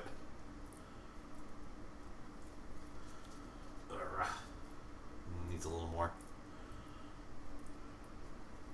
And you want to be careful when you get towards the end, because like the reason why I tell you to keep mixing it while you're portioning it out is because when you get towards the end, any pork that wasn't mixed in right will kind of come out plain. That's why while you're doing this, always portion it out and not portion it. Mix it together. That way, each portion is not flavorless. You don't want flavorless pork in your wontons. It's just man. You want all that good mushroomy, oniony, oyster sauce flavor because that will just do wonders. Right. So I'm only going to do this pan. There's still going to be leftover material, but that's okay. That is stuff I'll do afterwards. Well, no, actually, I might be able to finish off this amount. It's actually not as much as I thought. Let's see. Yeah, I'll finish it off. I was going to save the rest. I'd do the rest off stream, but you know what? I'm already here. You're here. I'm here. Let's might as well get to it. I feel bad now. Random question. What meat would mix well with bison? Well, bison is basically beef without a lot of fat. It's mostly muscle. It's not the meat that you want to mix with bison. With bison, I actually mix it with onions and red wine and salt and pepper. Usually is a good mixture for bison, but if you're going to mix it with meat, I would probably say it depends on what you're cooking it for. If you're making meatballs, bison with some pork and turkey will actually come out really good. If you're doing it for burgers, you're going to want to go a bison beef mixture. And for the beef, you're going to want to go somewhere around the 70-30 ratio because you're actually introducing the fat back in. But if it's like bison steak, don't mix anything. Just onions and red wine. Maybe some garlic if you enjoy that. Onion, bacon, tomato, and cheese. Ooh, that sounds delicious. I do need another sheet, but I'm not touching this box with that, so haha. Always use what I have.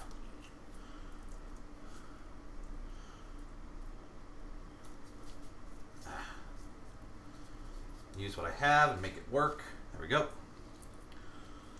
Recycle, bitches.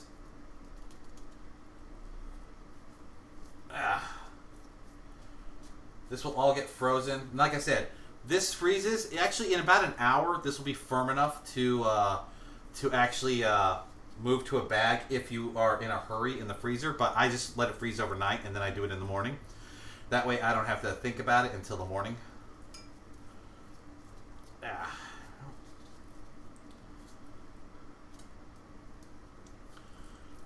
So, wow, I'm going to have enough for about a half a wrapper package when I get more wrappings.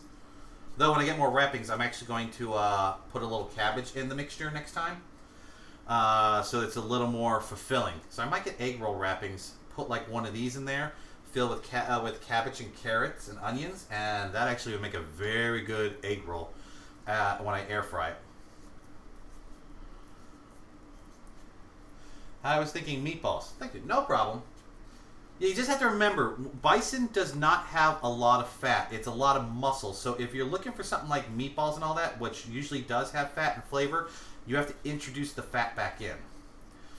But yeah, so turkey, chicken, pork, those ones would probably be good for the meatballs. If you want to go beef, like I said, 70-30 ratio is going to be your winning number.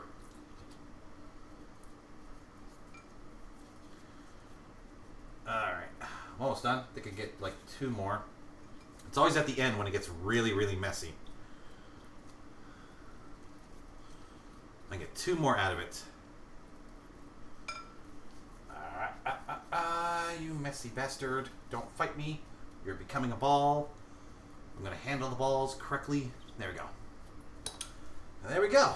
So, what did we get? We had, what? 40 something wontons made, and plus 3, 6, 9, 12, 15, 18, 21, 24, 26 ready to be made later on.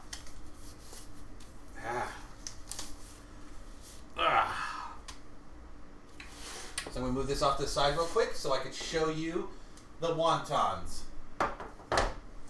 Now, if you're going to eat wontons, you want to have some sort of sauce with it, right? My suggestion is a soy and oyster sauce with a little bit of water added. You don't want it too strong, but you don't want to have something that's so weak. That way you can just dip it in and flavor it. Now, are you ready? Are you ready for the reveal?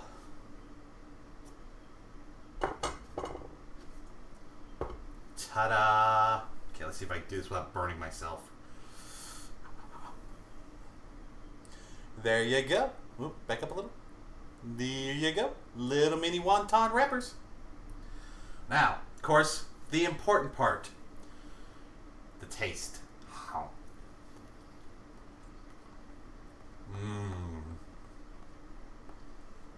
I don't even need seasoning on this. Oh, it's just so good.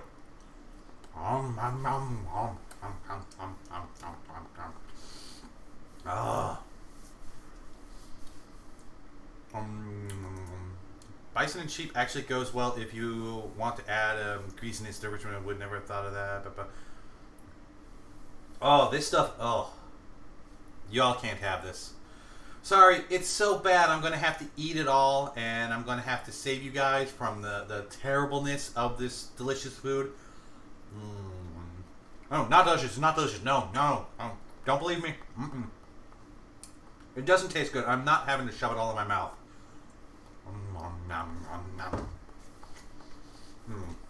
Let me break one open for you just so you can see the inside.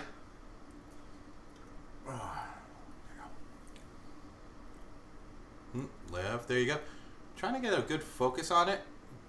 But you see, that's the inside right there. It's cooked perfectly. The mushroom, the pork, the onions, it's all perfectly blended together. The turmeric does add a yellow color to it, so you have to be careful with that. But a taste on its own, it's just delicious. I back out and come back to you saying it tastes good and that you're shoving it in your mouth. I'm telling you, guys, if you guys were here, I'd be feeding you right now. Now, like I said, that's the mini egg roll version right there. I think that one works better. There's the balloon version, which is the pouch version, which is that one. The ones that are flat, like the triangle or the rectangle, they come out looking like that. They're still good, but the way the wrapper rolls, it kind of looks a little odd to me. Here's the triangle one. The look is not good, but the taste is phenomenal. The classic crab ragoon version, when you steam it, it does fold down. It doesn't hold up like the deep fried one does, but it just tastes just as good. Yeah, the more traditional flat one, kind of rolled on the edge. These are, look, this is all good. I will be eating this later, if I'm not eating it during the fried rice. And now, like I said, the cabbage here, it's done its purpose. So if you are, like I said, you have a compost, or if you like the stalks. Yes, a lot of this has been wilted away, but if you let this cool, you can throw it in your stock bag. That's what I actually do. So that's what I'm going to do with this. And I have to put this away, or else I'm going to eat it all. Oh, that's going to be my snack for today. You are making me hungry. I make everybody hungry. I always do. You would you? Yes, I would. All right, so next is the fried rice. So give me a second. I have to move my camera back to where it was. because fried rice is something I can't do sitting down. Unfortunately, pardon the movements. There we go. So, give me a minute. I got to set up for the fried rice, which includes a burner, and of course, y'all get to see my wok. So let me take this out to the kitchen so I don't be eating it, and I'll be right back. In fact, what we're going to do is I'm going to call this a little break. I'm going to put on the be right back screen. That way you guys don't see an empty thing. We'll come back as soon as I switch everything over, okay? I figure that's probably a little better.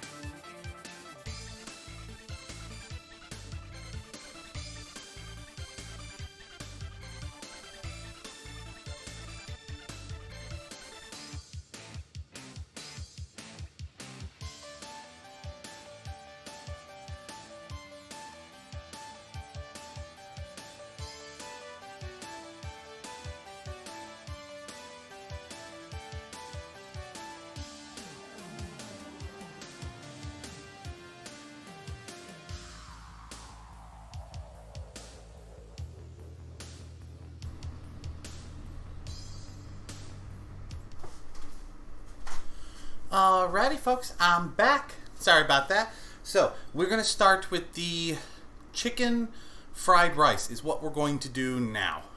I want to make sure my mic's back on. Okay, good. My mic is back on. Yay. I'm looking at this through my phone, and of course it's not showing anything, which is weird. There's a delay. I apologize. Hello, Sunny. Happy Easter. Hello. So, as I say, we're going to start with the egg fried rice. What you'll notice I have on my desk, on my cooking area now, is I've got my burner, my wok with the wrong... Nope, that's the right top. My wok with the top, and a plate, and of course, we're starting out with eggs. Now, the eggs are the important part in fried rice, in my opinion. A lot of people mess up the eggs. They'll actually like put the eggs in afterwards or anything. No, you want to cook it ahead of time. Oh, I forgot oil. I'm going to need that in a second. What do you have to use your record overheat shots? Wait, what do you use to record your overhead shots? Oh, I just have a camera. It's I don't even remember what the camera is. I remember I bought it at Best Buy. So I got a camera. It's actually, the tripod is mounted to my wall. I actually took time to mount that to my wall. So this actually sits over. And it's slightly angled like that. So that's why sometimes it seems like something's a little further away. But yeah, this is, I just have a normal camera up here. And then I have my normal face rig camera. I just put up on a stand right here so it can point me. I need to find a place over here to put it so I can look more forward instead of off to the side, because when I'm cooking, it makes my avatar look like it's asleep, and I do apologize about that. I'm still working at the kinks. Alright, so the first thing you want to do is start with eggs. You want to start with 3 large eggs. We need to make basically an omelet, but not quite. So we're going to start off with that. Oh. Always have a bowl for throwing away your stuff. That way you can get rid of the shells and everything, because, you know, garbage and shit. I have to really think about cleaning because, like I said, I do this in my living room and not in my kitchen, so there we go. Good news, no shells. So, you just want to beat this up. And if you want to do it the traditional, like, Chinese or Japanese way, you want to use chopsticks, but I don't have my chopsticks on me that can do that. So, you know, just basic eggs, scrambled.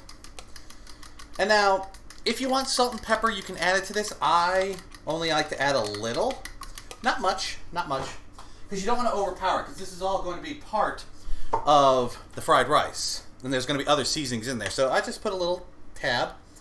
And I get sea salt, because...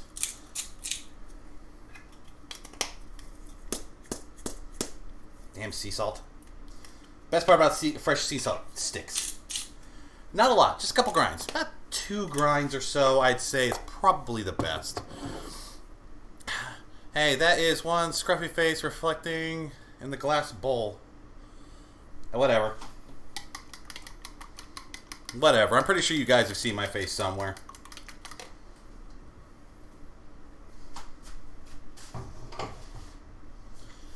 Whatever. Yeah, that VOD's gonna get ended up deleted too. Shouldn't have said anything.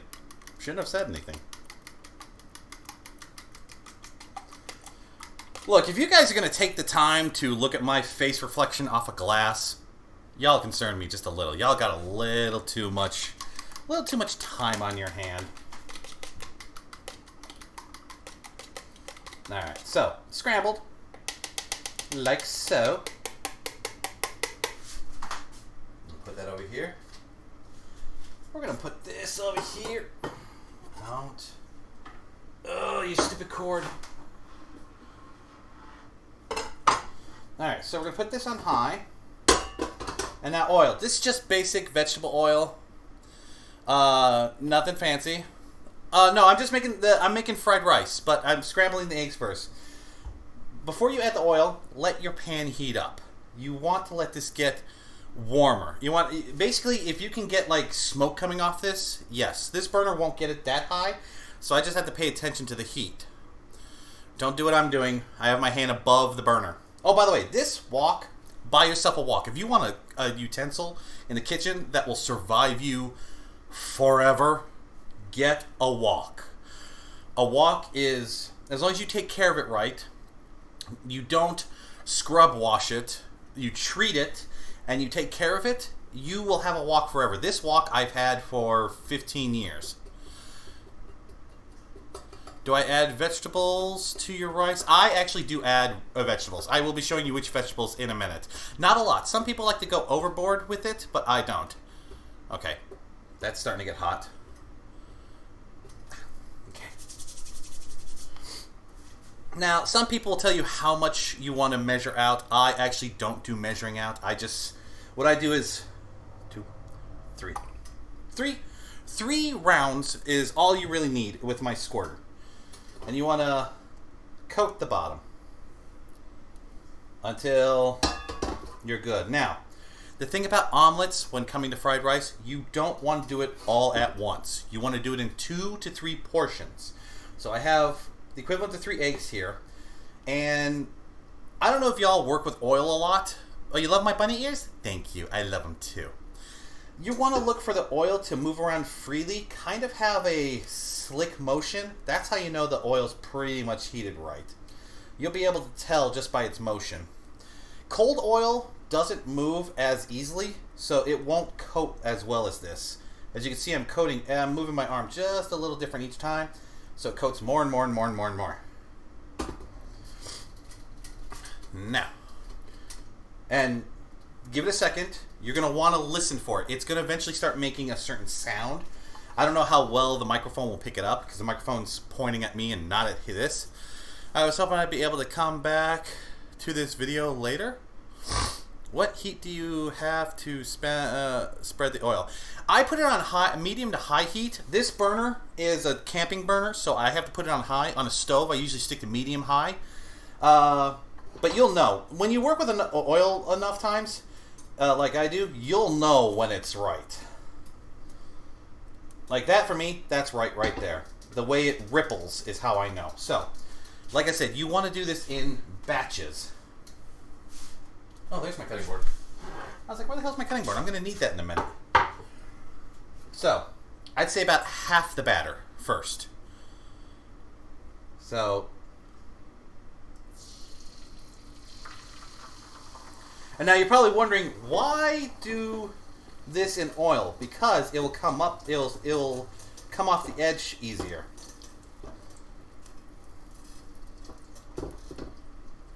I probably could have used less oil, and plus I'm going to do it a little differently. But I do this in my pans when I'm making omelets and stuff. It makes it so much easier to remove the egg later.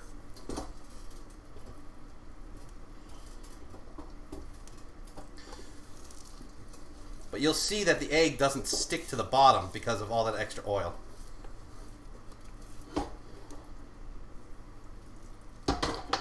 Now I'm going to put a cover on this real quick. Because like I said, this is a camping burner, so it doesn't get as high as I would like it to. Did not want to get cut today. The cutting board is very versatile. This one I've had for many years. I'm actually going to have to replace that soon. It has seen its wear and tear.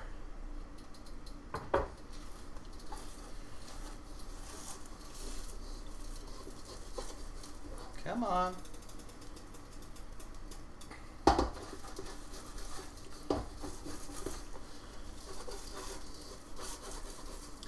There we go. So you see how it's not tearing and how it moves easily? That's what you want. I'll give it a little more minute to solidify in the bottom. With the top on, it does help solidify the top. I'm hoping to flip it without it breaking, which is sometimes hit or miss. Sometimes it works, sometimes it doesn't. But luckily about this recipe, it don't matter. It's all going to get chopped up anyways. Give it one more minute. And a lot of people think that too much oil is bad for you. It's not. Unless you go excessive amounts, you'll be fine. Alright, so there we go. Now let's see if I can do this without breaking it.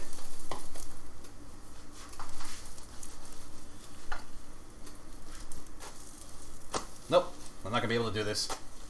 It's not playing nice with me. There it goes. I got it. Had to do it the other way.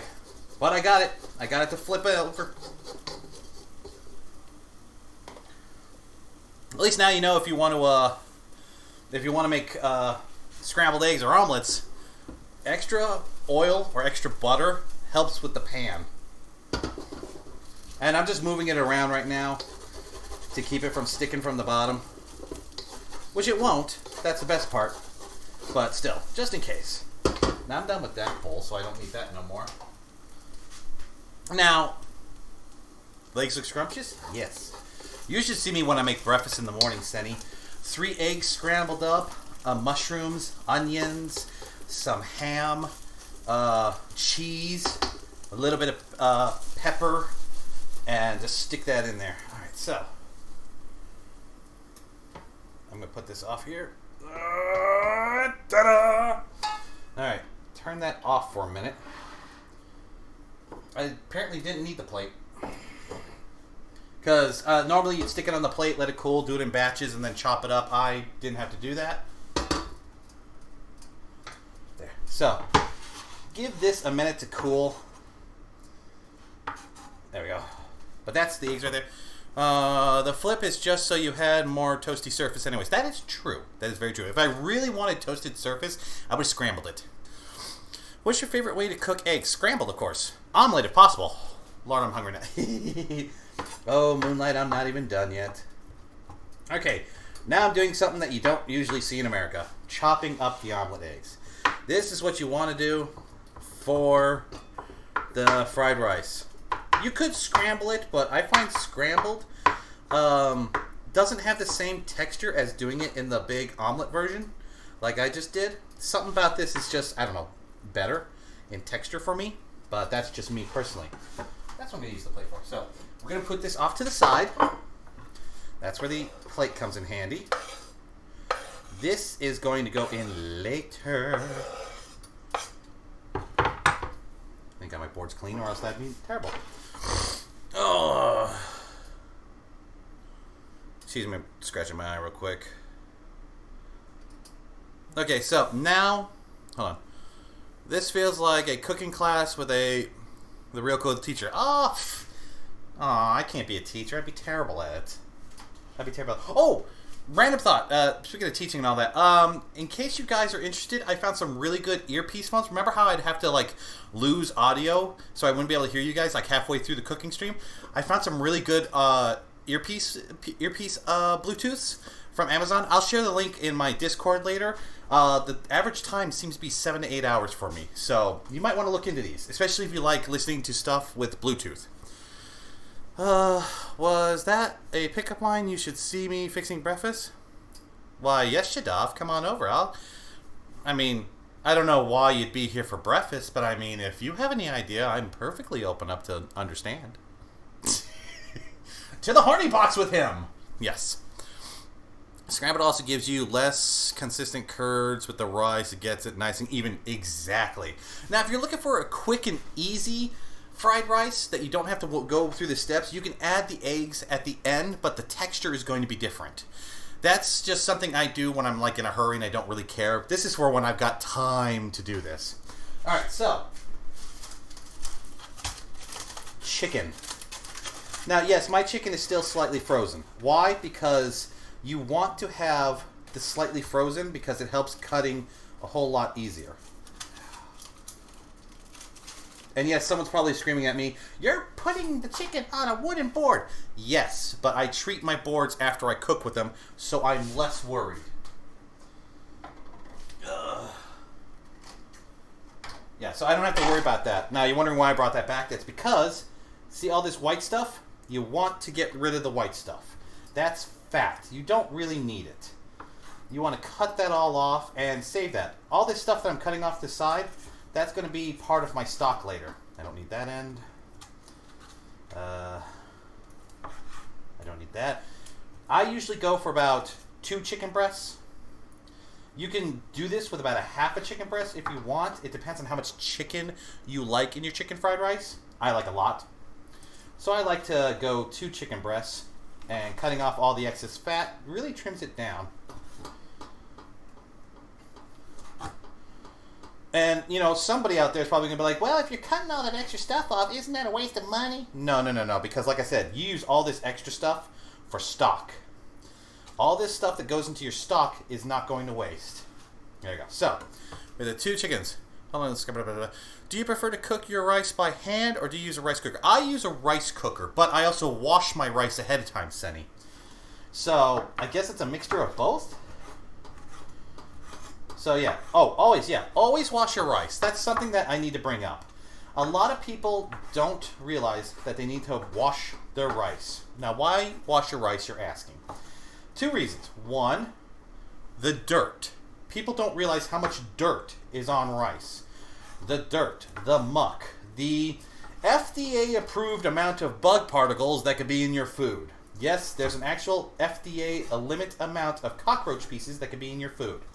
Always wash your food. If you can wash your food, it's best to do it. Trust me, it's so much healthier for you. And the other reason is when you wash your rice, you get rid of all the starch, the excess starch, that stuff on the outside. If you actually wash your rice, you'll notice that the water is super cloudy in the beginning. But you rinse it out, you wash again, you rinse it out, you wash again. By the time the 5th or 6th wash comes through, the water's actually pretty clean if you've done it right. Okay, it all depends on which rice and where you live. Exactly, Valkyrie. It all depends on that too. I actually order my rice from overseas, so mine's a little better, but I still wash it because of reasons. And I also don't use white rice. Some people are going to complain, but I do not use white rice. I use a wild rice blend. So when you see my rice, you're going to see all different kinds of not particles, but different rice blends, all different colors. It's what I like in my rice.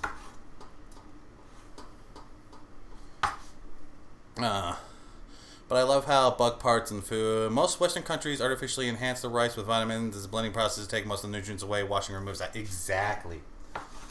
And like I said, I don't use white rice. White rice is just bleached and it loses flavor and stuff. Brown rice or multi-grain rice is the best way to go. Trust me, do it. You'll love it. You'll be happier.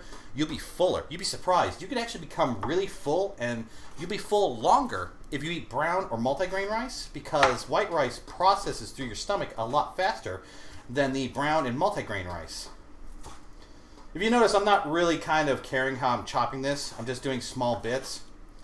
I'm thinking bite size. I'm thinking bites that fit in your mouth where I don't have to really worry about it. Plus, a lot of this is going to shrink down in a minute anyways.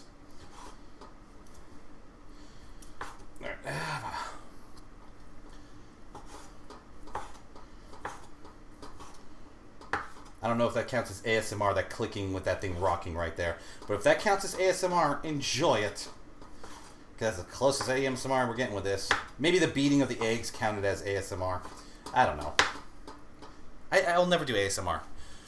Little bites of chicken. Exactly. You want little bites of chicken. It's so delicious. Okay.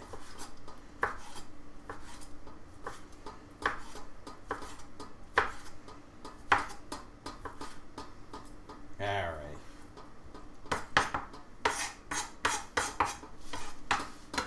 Alright. I'm going to move this off to the side. And now, you're going to see me do something that most cooks will not say to do, but like I said, I'm cooking for myself. This is all here. There is no cross-contamination because everything is being used. And I should have cut this first, in reality. In reality, I'll admit I forgot to cut this first, so it's my bad. I meant this really. 1 onion. They say large. I like to go with a small one about yay big. And yellow. Go with yellow. Don't go with white. Don't go with shallots. Don't go with some special, genetically modified, blah, blah, blah, blah, blah, blah, blah. Just go yellow. Yellow is all you need. Into the stock from my last cooking stream, remember how I accidentally put a label in mine and y'all were worried about it? The labels are actually, a lot of the labels nowadays are, you can actually eat them and not have a problem. So, this one I made sure there was no label because I didn't want y'all complaining again. Because I know somebody was complaining, I think it was Shadav, who was like, oh my god, you put a label in there. It's like, yeah. I got it, there's a label. Ooh. Alright, I got off all the excess stuff. Now, there's a fancy way of doing cutting of onions. Oh my god, I get to beat Regala out to hell. Wait. Smell of onions is usually stronger. Anyways, that's true. There's a fancy way if you like do this and then cut it, your onions will be more precise. It's where you don't cut it through all the way and then you just get that. I guess that works. I ain't got time for that bullshit. I'll do it this once, but honestly, I'm just a simple kid when it comes to onion cutting. Just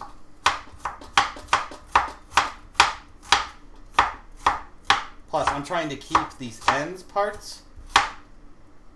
That end part there, I'm saving that for stock.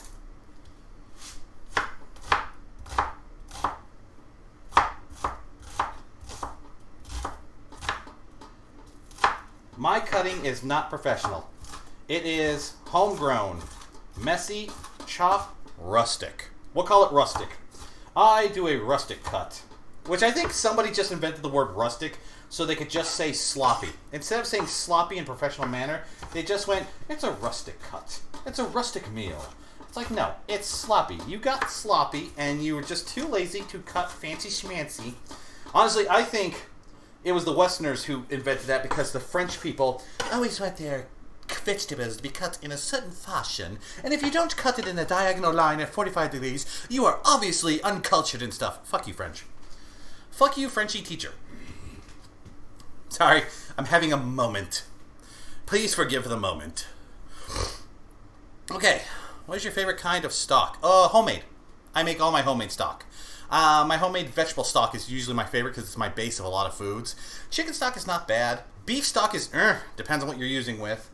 I've done shrimp stock once. Only use it if I ever make like shrimp stew or like a clam chowder or something. But other than that, I stick to the vegetable stock, which I make at home.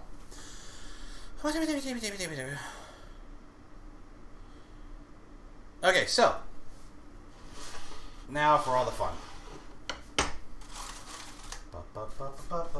Oh, and you were asking about vegetables. So, we had 3 eggs, 2 chicken breasts, 1 onion.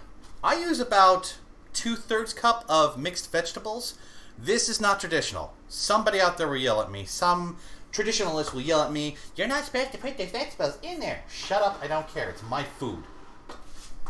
Okay, put that back on high. Now this, you don't have to add a lot of oil to because it's got leftover oil from the eggs. I do about a swirl and a half. That should be enough. Hold on. I ain't got time for all that chop. Damn right I ain't got time for that fancy chopping shit. I've got things to do, toys to play with, and anime to watch. I ain't got time for chopping. I love chicken stock for chicken noodle soup. Exactly. That chopper looks sus. Hello, Annie. Hello, welcome to the stream. Happy Easter. I am Xograd. I don't know if I don't recognize your name. If you're new here, welcome. If you're not, I apologize. If you've been here long enough, you realize I have smooth brain and memory is not my friend. Now we're going to get to the cooking part. Oh, and while I'm thinking about it, the cold rice. Always the cold rice. Speaking of that, while we're waiting for that to heat up, I want to show you the multigrain brown rice that I use. There you go. This is it after being washed and being refrigerated overnight. As you can see, it's not white, it's not brown. If you look into it, you can see different kernels into it. Even tastes great cold, which is the best part. If rice doesn't taste good cold, then it obviously is not good rice. But this is the rice that I'm going to use. And I'm not going to use all this. This was a cup and a half before the water got put in and after washing it. So I will use most of this. I could just see a Westerner at a French cooking school getting yelled at for not. Actually, Moonlight, real story. I did take some cooking classes in college, and we had a French teacher who was used to be the owner of a Michelin star restaurant, blah, blah, blah. I failed that class because I would refuse to cut the carrots at the fancy schmancy angle that he wanted. He was like, you have to cut them this way because this is the proper way, and blah, blah, blah. I'm like, it's carrots. It tastes the same. Whoop-de-doo, it's not at 40-something degree angle.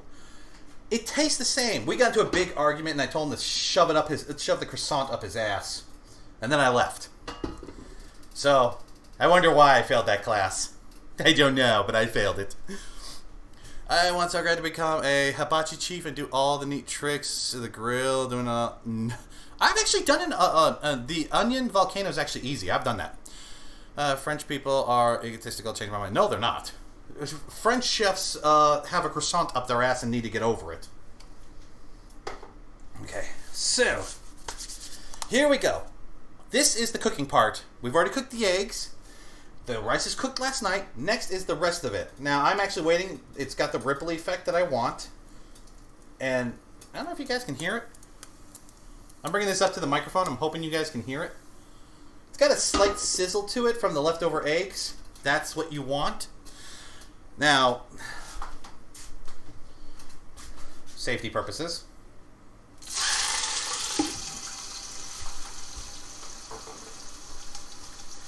I'm going to start with the chicken.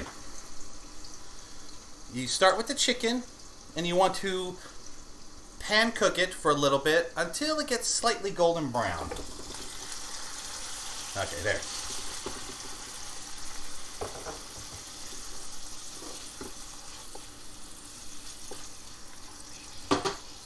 Yeah, see, this is the bad thing about this burner. It doesn't burn as high as I want. Because this stuff, on my oven, I can go like that and get it all cooked real fast. On this burner, it takes a couple minutes, which is the downside. Eventually, if I ever make it big, I'll actually put, cameras in my kitchen so I could cook better. If I ever won the Mega Millions, I guarantee you I'd buy a house with a giant-ass kitchen with a camera thingy in it. That'd be so much more professional. A big difference when I do fried rice is that I don't use steamed rice.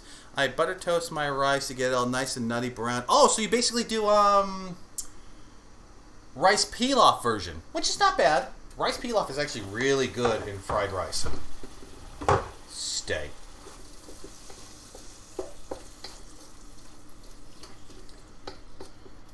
Yeah, see, this is going to take a minute. I hate this burner. I need to get a better burner if I'm going to be cooking out here for you guys. It takes a couple minutes, so we're just going to sit here and talk about stuff. Now, the chicken, like I said, I've cut it into small bite-sized strips and all that. Some people will... I've seen some people ground their chicken and put it in fried rice. I find that to be a little grainy on the mouth feels, if that makes any sense to you. I prefer just the regular chicken strip bites and all that. Unless you're doing something like, say, chicken teriyaki, then you want them in big slices so you can get the coating of the stuff on there.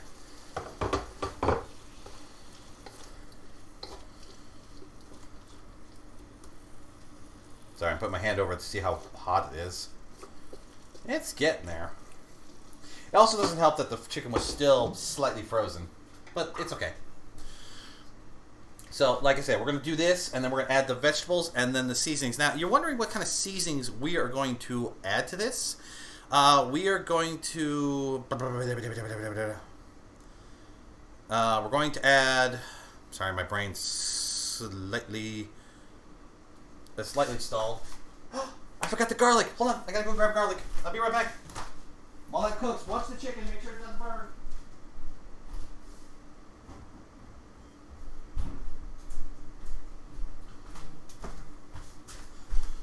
I knew I was forgetting something. So we got garlic, soy sauce, sesame oil, and the oyster sauce. These are the sauces I like to add to my fried rice.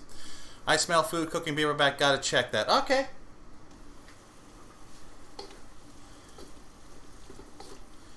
Alright.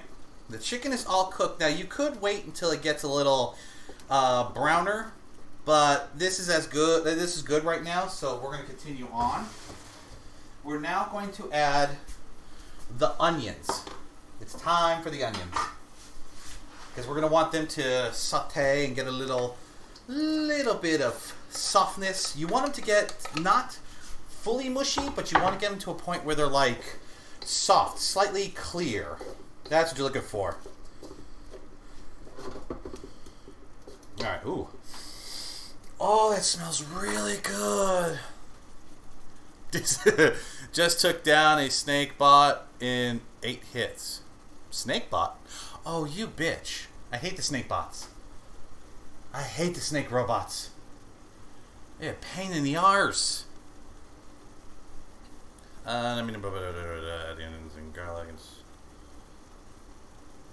Then we're going to add the garlic while this is slightly cooking. Now, they say 2 garlic cloves. I say measure until vampires leave you alone.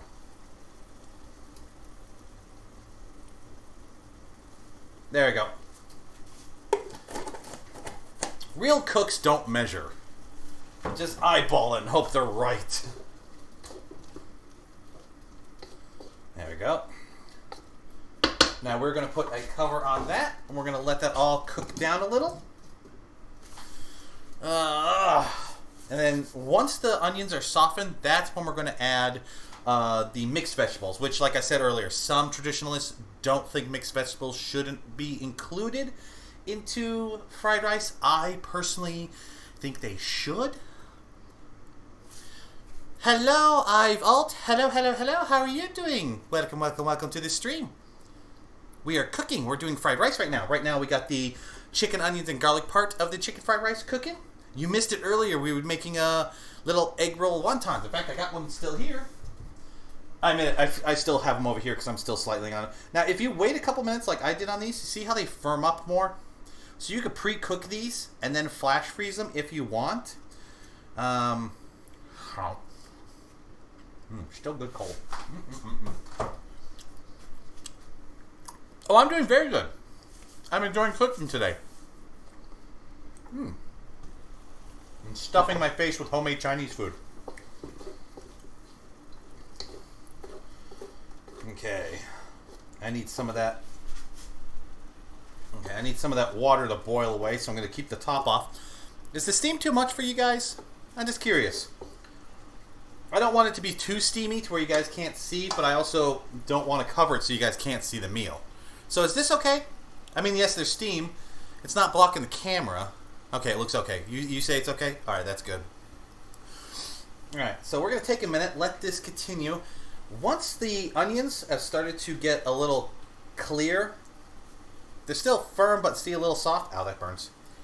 See how that's a little different? It's hard to see with this camera with the steam. But you want to make sure they look kind of clear. Like really thin paper. Like parchment paper. If you can look through parchment paper and see through this, you should be fine. The steam is fine? Okay, that's good. Alright, now we'll add that. So that's the end of the vegetable portion. Now we're going to let this all cook a little. And then we're going to add the rest of the ingredients, which is these all sauces and stuff. Okay, so I'm going to put that on there for a minute. Let that cook. Oh, this is going to be so goody. But we need it to be more steamy in here. Well, Shadav, come on over. I'll help you with that. I'm sure you and I can make it steamy. If we bring over Slopez too, it'll be really steamy.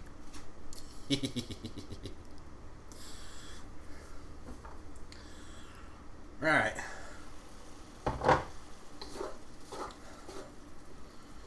Now, this is so far all the ingredients. I'm trying to get the liquid to burn off a little. If I can get that to steam away a little, I think this will work a little better.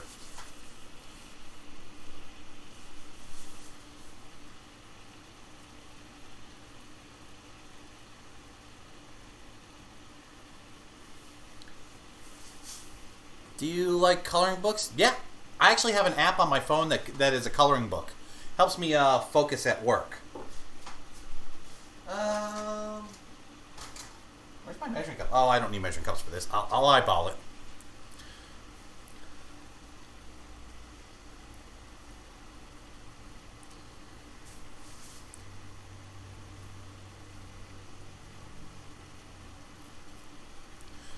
Alright, that looks about good. That gets rid of a lot of the excess water. Now, we're going to add a little bit of the sesame seed oil. Just a little bit. it helps with the coating. When this all mixes together, it's going to help coat it.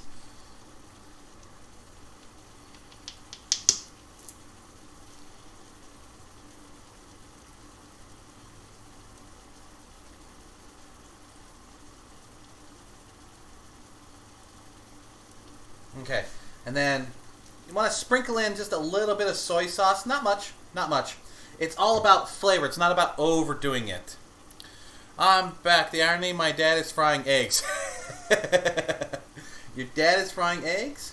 Alright, and now for that oyster sauce, that thick sauce.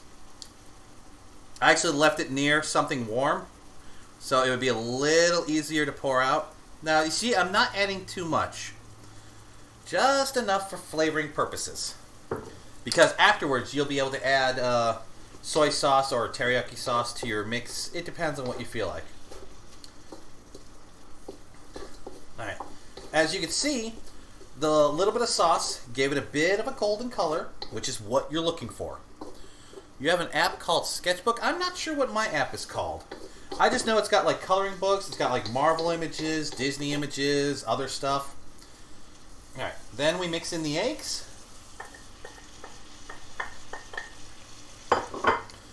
Give that a good toss together. And the good part about the eggs is any leftover moisture that's at the bottom, the eggs and the rice will help soak it up. So any flavoring from the two sauces I added will be mixed right into it.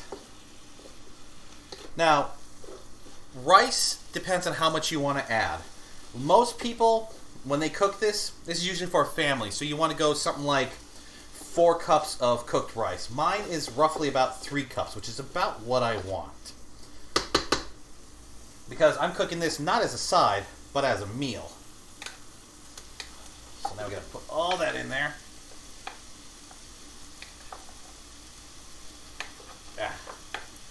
I'm gonna leave that there. I'm gonna toss this real quick and see what that comes up as.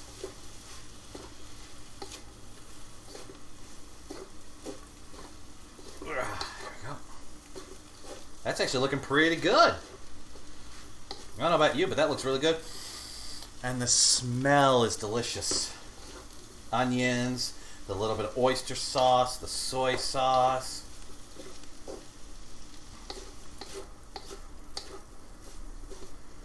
Alright, now we gotta let this be in here. Constantly stir it because you don't want the rice to burn.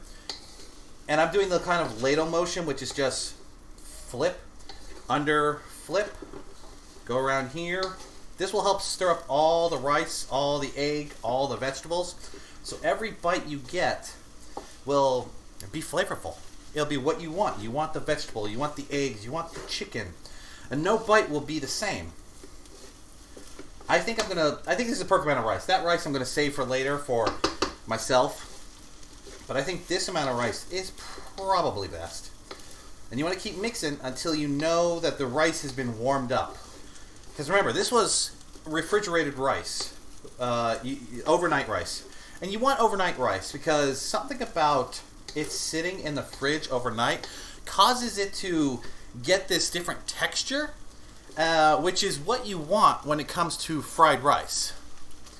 The texture, the feeling, the mouthfeel is what you want. When you put fresh rice in it, it just doesn't feel right. So, if you can, do overnight rice. Make a batch of rice the night before, let it refrigerate. You will have better homemade fried rice than you believe. Alright, let's see.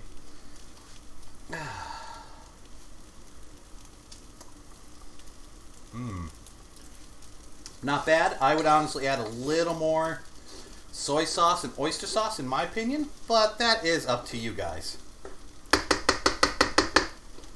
Turn that off. There you go. Oh, remove from heat.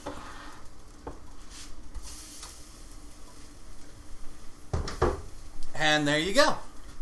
So now we've got fried rice, chicken fried rice. Scoop that up. And a few of those homemade dumplings. Remember when I said the dumplings could stick next to each other? This is it. There you go. I'm going to add a tiny bit more of soy sauce, in my opinion.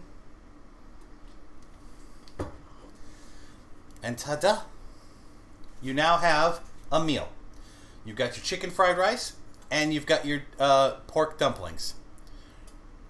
That, my friends, is how I cook Chinese food. Oh, you drown in soy sauce? No. Shadav, I guarantee you.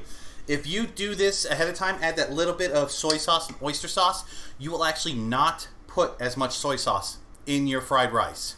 Something about the oyster sauce and the soy sauce actually works well with the fried rice. If you actually also want to add a little more flavor to it, you could actually add some mushrooms to the fried rice because of that umami taste, and it will actually come out a whole lot better. I did not bring a spoon with me, which is dumb. That's why I've got this, and I'm just gonna have to try.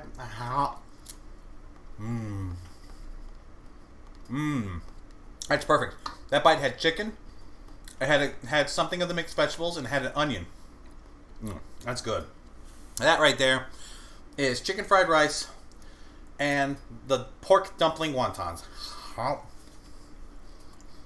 I'm now fed for like the next week, if not longer. I'm sorry, I'm chewing. I apologize for nothing. This is good.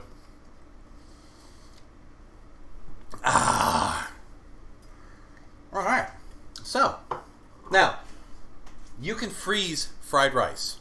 You can actually store this away. What you need to do is refrigerate it overnight again, and then when you go to freeze it, portion it out. And then you really want to... there's two ways you could do this. You could either put it in plastic containers and freeze it, or you could put it in plastic wrap and freeze it. Whichever is easiest for you. I actually use plastic containers, and then once it's frozen, I transfer it to a plastic wrap. And I could freeze out my portions I want, and then I can use them for work. I can then use them for quick meals. Do you still have carrot cake too? Yes, I still have about half a carrot cake left. I've been eating it slowly because it is still very good. But, you know, it's good without the frosting. Now, speaking of food, while I got you guys here, for the ones who have been here, you 7 viewers, I love you guys so much. What food would you guys like me to work on next? Do you have a genre of food, like Chinese, Japanese, Italian, whatever? What kind of food would you like me to look into making next? Next week, we're going to do more Lego builds. We're going to do more Star Wars, because I got way more Star Wars than I need. But I want to give a space until I can make some more food. So what foods would you like me to do? Would you like me to do a dessert? Would you like me to do a meal? Would you like me to do breakfast? Would you like me to do Italian? Fried fish? What do you want? No, fried fish is eh. I'm trying to figure out desserts. Okay, let's see. I did carrot cake last time. What kind of desserts should I do this time? So many choices. I could make homemade brownies. I could do homemade cake. I could actually do cake with almond flour, which would be very interesting. If you guys haven't had cake with almond flour instead of regular flour, it actually comes out really, really good. It's just for those who are trying to step away from the whole flour and carb thing. What else can I make? I can make... Oh, red velvet cake? Oh, I haven't made red velvet cake in years, but I could. I could make some red velvet cake. I could do it with some cream cheese frosting. Ooh. Have you never had red velvet cake, Moonlight? Oh, red velvet cake is just... Oh, it's when it's done right. You get this nice, red, moist cake that is just... It can be bitter, but it mixed with the cream cheese, it tastes so good. So, I might actually do that. I'll look into the red velvet cake. I know I got a recipe somewhere around here. What I could do is I could actually do a modern version of red cake, which involves red food dye, and then I could do a classic version of red velvet cake, that actually doesn't have any red coloring in it. It's something about the way they make it makes it turn out red. I have to actually find that recipe. It's an old school recipe, back right after the Depression. I know it involves cocoa powder, but I don't know how it turns red. I can look into that. The latest cakes nowadays, unfortunately, have red dye in them, which I try to stick away from, but I'm pretty sure I can find one of the old school recipes for you. I was asking about for stream. Oh, okay, you were asking about that for stream. Okay, yeah, we can do that. I can look into that. So let's see, red velvet cake. Okay, we can look at that. In fact, what I could do is, since we actually finished this a lot sooner than I thought, it only took 2.5 hours to do this, what we could do for a couple hours, because I'm not going to play video games tonight. I've decided that, since it's Easter, I'm only going to do some chatting, a couple hours of streaming, and then I'm going to call it a night. Give everyone an Easter chance to be with family, friends, and all that. What I'll do is I'll clean this up. We'll take a quick break. We'll clean up, and then for a couple hours, we will scour recipes. Things that look interesting that we could write down for me to learn, to try, and maybe cook for you guys, all right? So what I'm going to do is take about 15 minutes. I want to clean all this up and get it out of the way. And when I come back, we're going to sit there and we're going to look at recipes that we could find, okay? All right, so I will see you guys in 10 to 15 minutes.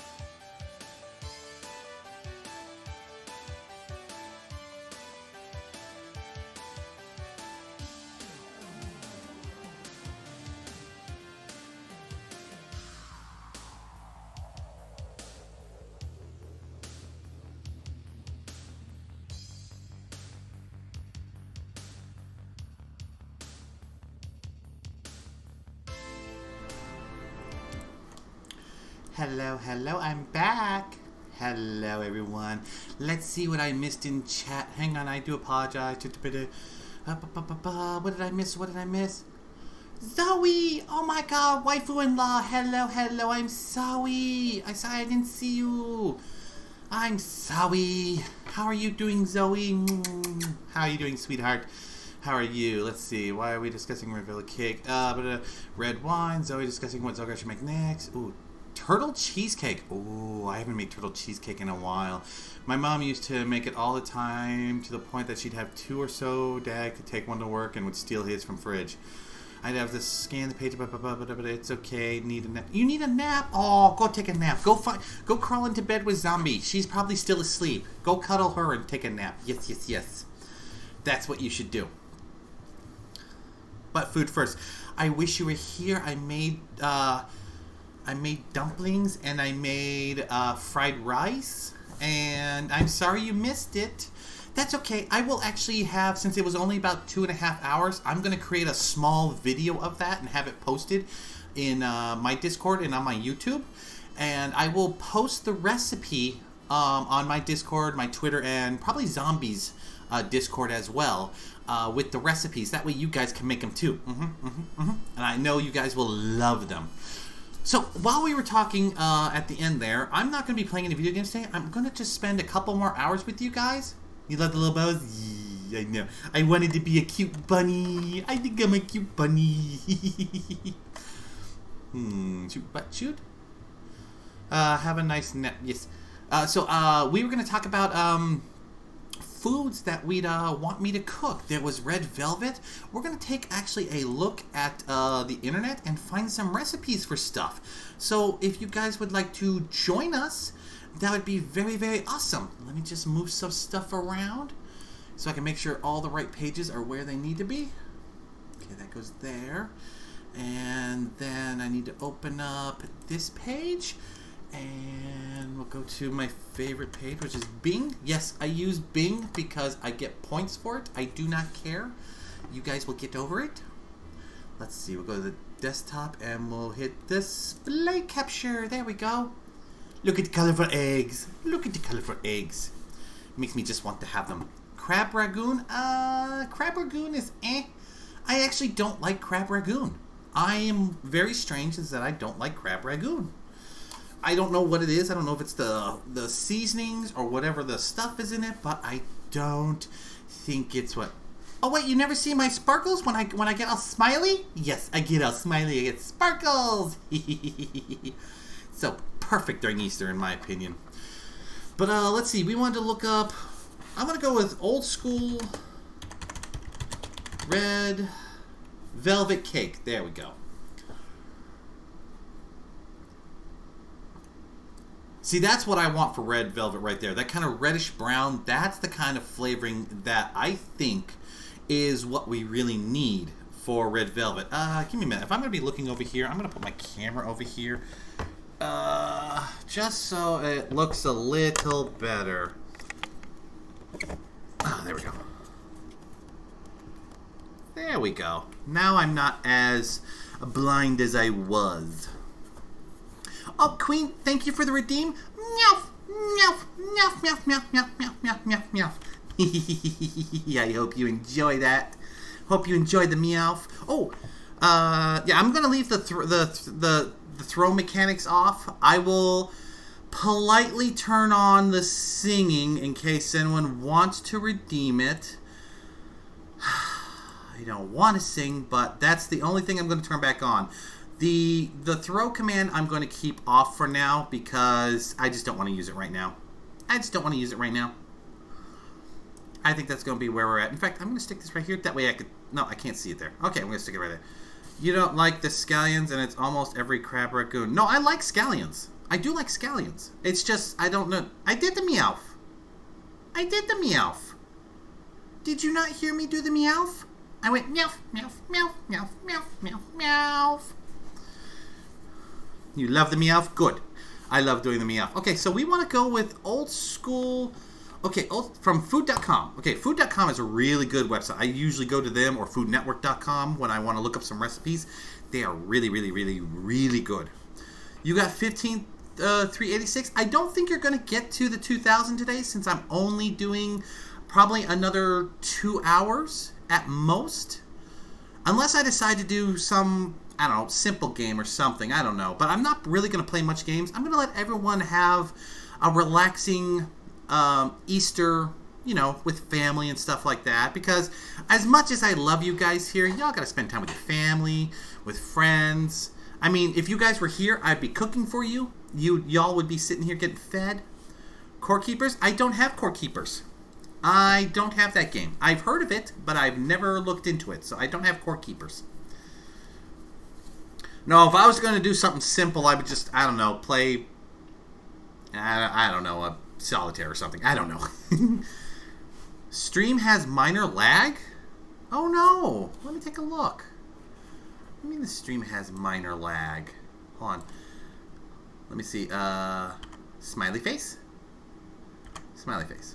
Okay, so there is a slight lag. That's okay. But actually, my streaming's actually working a lot better now. I think I found out what it was last night that was causing my computer issues.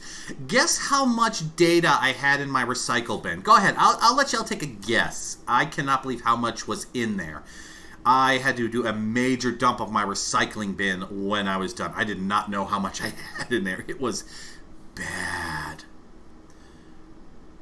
One what? One what? A few gigs? You could say that. I don't know what a half a terabyte is. How many is a terabyte? How many gigs is in a terabyte?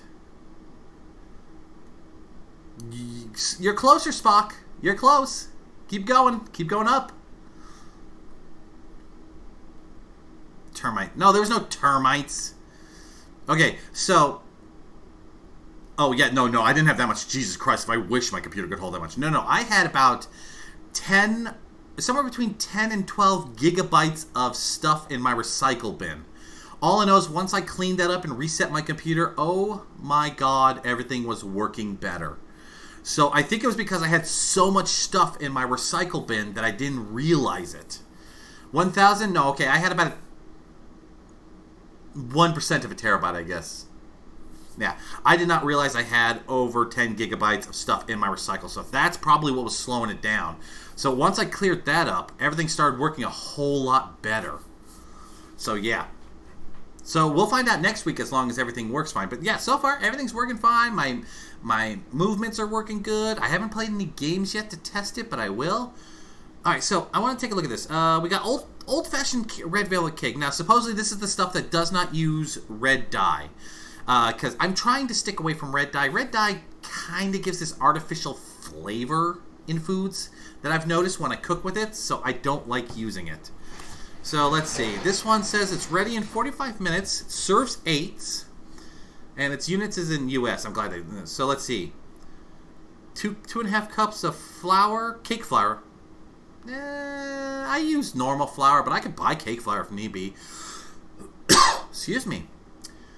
2 tablespoons of good quality cocoa powder. Oh, good. This is the one that used cocoa powder. Baking soda, baking powder, salt, sugar, unsalted butter, eggs, buttermilk. Okay, yes, this is the one that uses buttermilk. This is the one I'm looking for. Oh, thank you for that, Redeem Queen. Ow! Ow! Ow! Thank you. Thank you. Thank you for making me ow. Oh, nope, it uses red food coloring. Nope, I don't want red food coloring. Okay, hold on. No food coloring. Let's try this.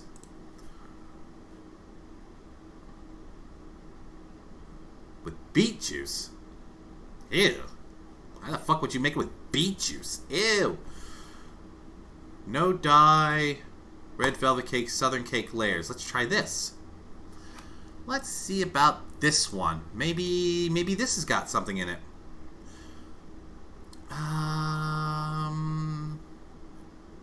Okay, no dye, red velvet. Okay, let's see what it's got. 2 2/3 cup of cake flour. Okay, that's fine. What was it? You're so cute and chibi from... I know. I'm so adorable. I love being chibi. No, I don't want my email. Bugger off. Cocoa powder, salt, vegetable oil, good, sugar, eggs, water, vanilla extract, buttermilk, baking soda, white vinegar, buttercream frosting. I don't do buttercream. Something about buttercream I don't like.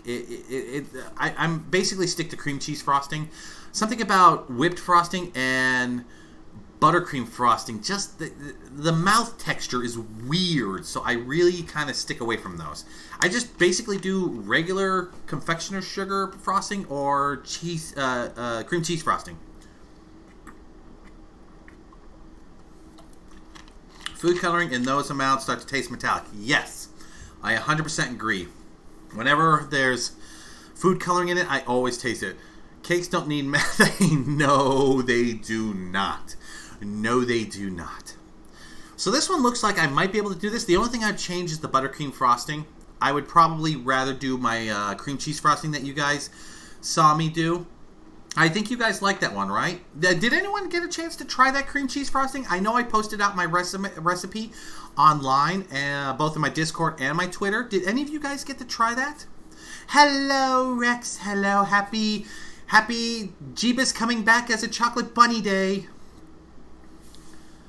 Not before digestion. Oh, yeah, the methane comes from after digestion. Yes. Wait, huh?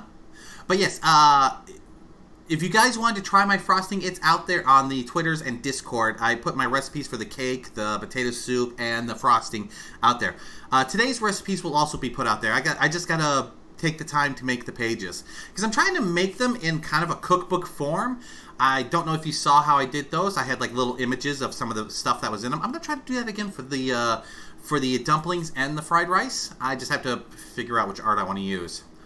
But I think I want to do this recipe. I think we'll do this. Let's see. Hold on. The 2 pans, sift together the cocoa powder, flour, salt. Okay, that's fine. If you guys don't have a sifter, it's perfectly fine. The best way to do something if you don't have a sifter is actually run a fork through the flour mixture and stuff. It's basically blend it with a fork.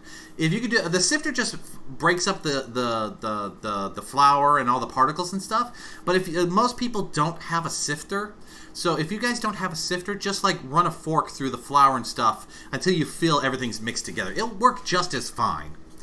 So did you get to try the cheesecake variation adding sour cream? I have seen the cheesecake adding sour cream. I have never tried it though, but I have heard it is very good.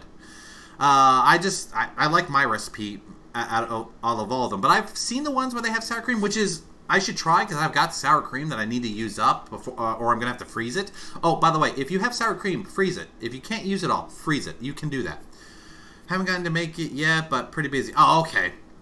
Yeah, mesh strainers help too. That's true. Mesh strainers do too. If you guys have a mesh strainer that you use for like rinsing pasta or something like that, you could do the same thing with the sifting of flour and stuff through that. It's a cheaper version. It's not the fancy version like they want you to have that cup and all that, but it does the exact same thing and you get the exact same quality for like half the price. You can go to the dollar store and get a sifter for about like $1 or $2. I mean, I get mine from the Dollar General. It's right down the street. Okay, paddle attachment, beat oil, sugar, low mixture. With the mixture on low, alternate adding flour, cocoa, and buttermilk in the in small bowl, whisk together the baking soda and white vinegar. It will sizzle like a mini volcano experiment. Add this to cake batter with the 1/4 cup water and mix on medium speed. Okay, so this is the one thing about red velvet cake that a lot of people mess up. A lot of people don't realize that you need to do your vinegar and baking soda separate. A lot of people, when they start mixing it into the cake mix, they'll mix the flour and all that, then they'll mix all the wet ingredients, including the vinegar and baking soda at the same time. You want to do that separately and then add it in. That's what helps give that kind of rise that comes into the red velvet cake. If you don't, it won't rise as much. It becomes a little flatter. Most people won't notice it. It becomes more dense, in my opinion. But if you're willing to take the extra step, it actually does improve the texture of the cake more. So this step right here, the number 5, the small bowl whisk together. I'm going to increase that so you guys can see it better. Okay. This step right here, step number 5. This is the one that a lot of people mess up on. Make sure to do these in separate things. The baking soda and white vinegar, if you want a better cake. It won't diminish the flavor, but it's the texture will change if you do it differently. So if you guys do red velvet and you want to do it in a better form, do this small thing. Trust me, it improves it a lot. I can go through a quarter of sour cream in a week so I don't freeze it. Baking soda activates early, does lose. Yep. I actually use sour cream kind of sparingly. I usually get it once buy one, get one free, so I always freeze my other one when I portion it out. That way I could just use it in my meals later. Alright, hold on. Let me see what's this that you shared, Queen. Let me take a look. What is this that you're sharing, Queen? Aww. That's cute. That's adorable. That's adorable. Just need some Easter egg stuff around. It'd be perfect. Alright, I'm going to shrink this down real quick. Back to 100. So let's see. Divide the cake, blah, blah, blah. Cool in pan until you can handle them without an oven mitt, but still warm. Turn on the cooling racks. Oh yeah, that's another thing that a lot of people mess up when it comes to cooking. If you don't let it cool in the pan first, it will break easily. But you also don't want to leave it in the pan the whole time, because that's when sometimes you'll get like that kind of stiffer outside. So it's kind of an annoying thing to do, but you also want to let it cool. I usually let it cool about 10 minutes. That's usually enough for me. I have calluses on my hands, so my temperature is a lot different from other people's. But basically, you want to be able to touch the cake and not burn yourself. Once you do that, you flip it out on a cooling rack and then let it cool. It's a texture thing. If you leave it in the pan, that's perfectly fine. But if you take it out of the pan too quickly, it'll break. So it's up to you how you feel. It also depends on how lazy you are. So you do what you do. My method is to mix the baking soda in the dry and then only add the vinegar at the end just before put. Oh, that's actually a good idea, Spock. That might actually work. I didn't even think about that. Okay, I'm off. Enjoy your search for a yummy recipe. Okay, Zoe, have a good nap, sweetheart. I will talk to you later. Mwah. Have a good night. The Thing Gotcha Club doesn't have Easter eggs. Aw, that sucks. That sucks. They need Easter eggs for that. Okay, so I'm going to save this recipe. We're going to create a new folder. We're going to call it Cooking. Okay, so we're going to save it in the Cooking. Make sure it's in there now. Okay, good. So we got that one. We got that one. We're going to do So, okay, so that was red velvet. What other desserts would you like me to try? I could do pancakes from scratch. You already see me do carrot cake. Have I done cheesecake for you guys yet? Should I do cheesecake? I haven't done cheesecake. I could do some cheesecake and make it a swirl cheesecake. Yeah, that could work. Would you guys like me to do cheesecake as well? Because, Slopez, are you here? Slopez. Is Slopez still here? I need to know if Slopez is here. Slopez, is Slopez here? I'm guessing he's not here. Okay, that's fine. I know Slopez was interested in that cheesecake with the Oreo crust. I could do that.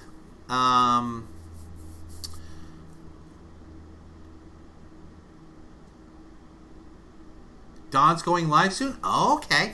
Well, we'll be able to raid Dawn later then. Yes. We'll at least go for another half an hour to an hour. You can make ice cream from scratch? I can. I haven't done ice cream in a while, though. I have to either find or buy a new ice cream jar thingy that goes to my mixer. But I could do ice cream. Yeah, I could. Ever make pie with a cookie crumb crust? Oh, that's the only way to do pie crust. But I don't really do pie. That's the problem. Though I do a Mississippi mud pie, which is basically a chocolate pudding pie. That's alright. Oh, another meow? Okay, here you go, Queen. Meow, meow, meow, meow, meow, meow, meow, meow, meow, meow. There you go. Got the meows in. You can make an ice cream from scratch. Yes, cheesecake. And Zoe wants suggestions on... Oh, the turtle cheesecake. That's right. Let's look up the turtle cheesecake. Turtle cheese cake. Okay, I've never heard of this, so I want to take a look at this. I only have to be careful because... Okay, so here's an honest story. I don't eat turtle candies because I once worked at the factory that makes them. So I know all the dirty secrets. I'm not going to tell you the secrets I know. All I'm going to tell you is I no longer eat turtles because I know these secrets.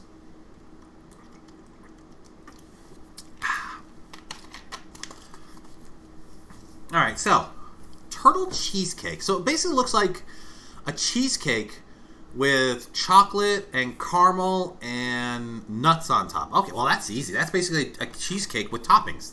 That's easy. That's easy. Ooh, but I like this one. What's this one with the chocolate bottom? That looks interesting. Now that's a ringing endorsement. What's that, Valkyrie? Me telling you about the secrets that I know about turtles? Yeah, I wouldn't eat them. I would not eat them, guys. No. I suggest to you, never work at a factory that makes food that you like. You will never eat the food again. Search eBay with a model number of your ice cream machine. Someone is probably selling that part. No. I used to have I have a stand mixer, and I used to have the ice cream attachment, but I think my ex took it because I haven't seen it since I broke up with her. So I think she took it. So I think I need to buy a new one. I haven't made ice cream in like 10 years. I've been very lazy. I just buy my ice cream. But if I make ice cream, I can make my own homemade cookies and cream ice cream. Homemade Reese's peanut butter ice cream. Ooh, get those little those Hershey bites. Get those little Hershey bites that come in the bag, the little crumbly stuff. Oh, mix that into ice cream. Oh, I got so many ideas now. Ooh, make peach cobbler. Ew. I mean, I could, but I don't eat it. Eat caramel turtles. I made myself. Okay, yeah, making it yourself is not bad. So let's take a look at this turtle cake. I'm very curious about this. I just want to see if it's just the toppings or if you cook it differently. I don't like that picture. No, I want a prettier one. I want a prettier cake. Okay, let's look at this one. This one looks pretty. This one looks pretty. Come on, give me the picture. Okay, that one looks prettier. Okay, let's see what we got. We got 2 cups vanilla wafer crumbs. Okay, I always have vanilla wafers, so I could definitely have that. 6 tablespoons unsalted butter. That's easy. 14 ounces of wrapped caramels, unwrapped. Okay, I actually got those. I have sugar-free ones. Would that be okay? No, I should probably buy normal ones if I'm going to do this. 1 can of evaporated milk. That's easy to buy.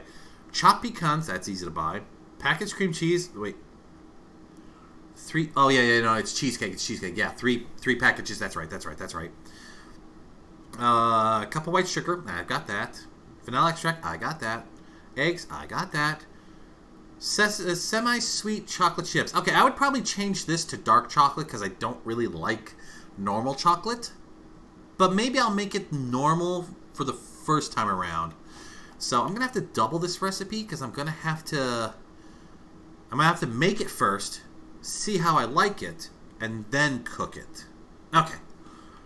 So I think this might be the one. Do you guys want to go with this one? Or did you want me to take a look at a different one? Because this one says it should have 12 servings. You wish.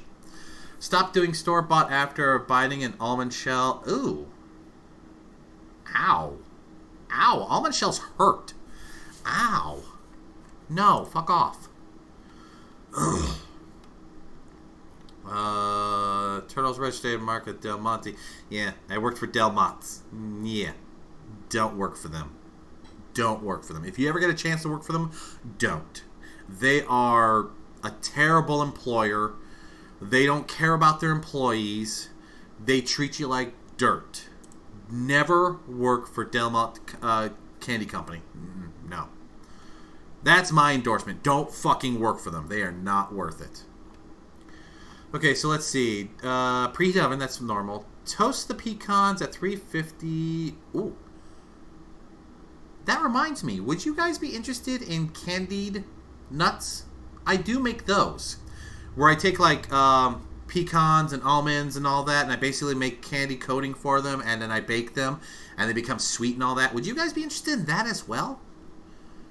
I also do homemade fruit roll-ups, homemade beef jerky. What else can I cook for you guys?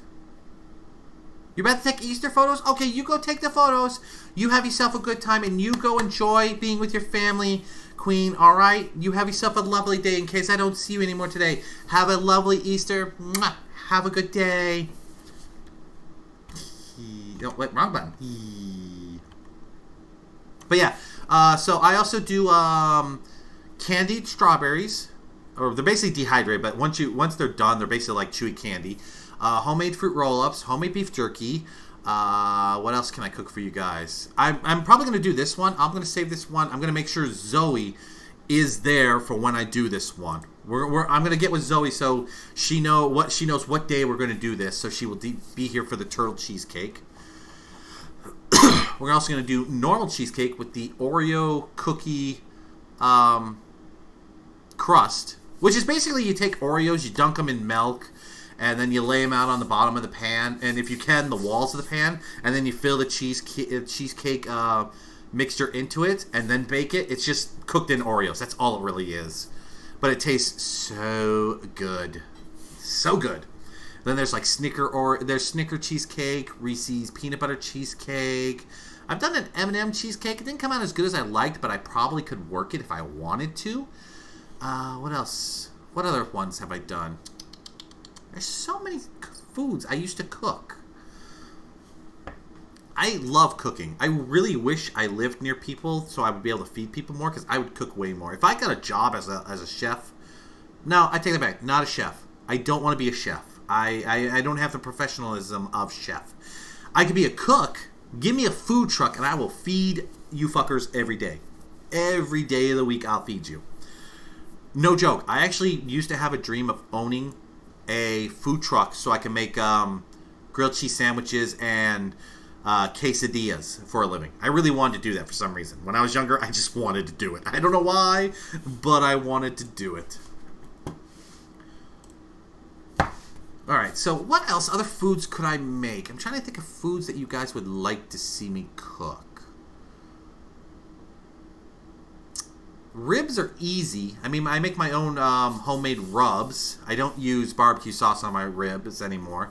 Frick, I can't think of a better way to say it, but I love candied nuts. I buy them every chance I get. Candied nuts are actually quite simple to make. Here, let me find your recipe for you. I know how I make them, but I make them a little weirder. So let's find this. Candied nuts.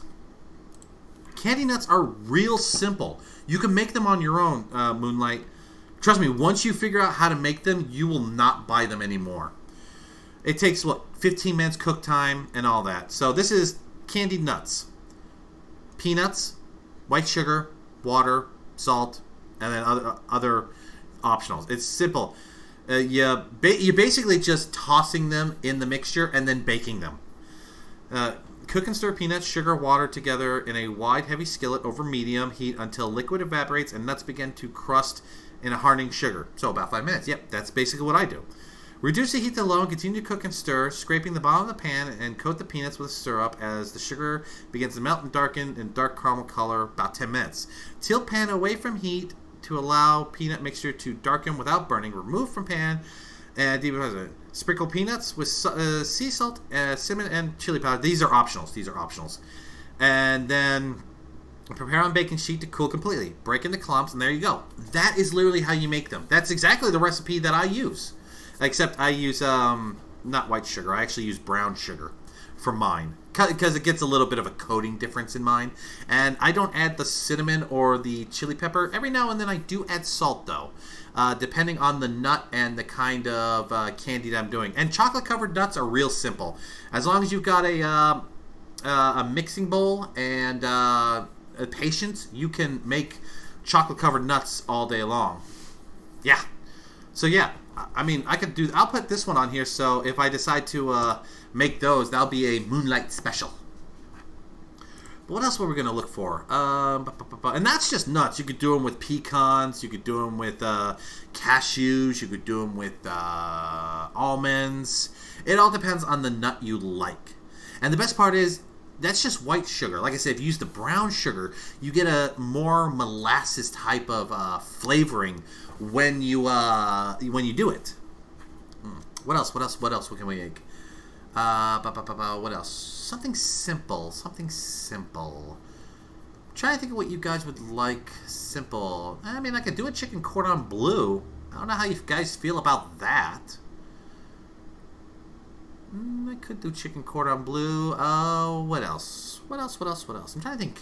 Foods that I know that I would eat instantly.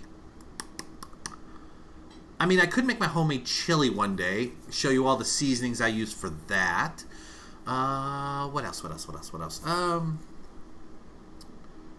trying to think of random foods that we would like to try. Let's see. Dessert recipes. Let's see what random desserts we can come up with. I don't know. Brain is on random right now. Oh, the homemade vanilla ice cream. Okay, ice cream recipes. Homemade rice. Blah blah. English, dumbass. I can speak English.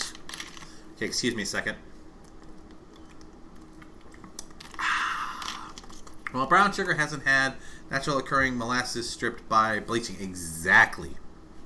That's why I like brown sugar more than anything. A lot of recipes, if I can substitute brown sugar for white sugar, I tend to do that.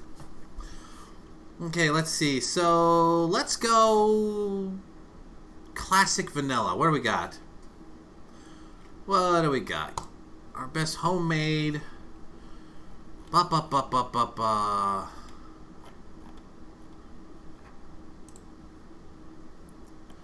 Simple vanilla ice cream recipe. Blah. Okay. We need to pick flavor.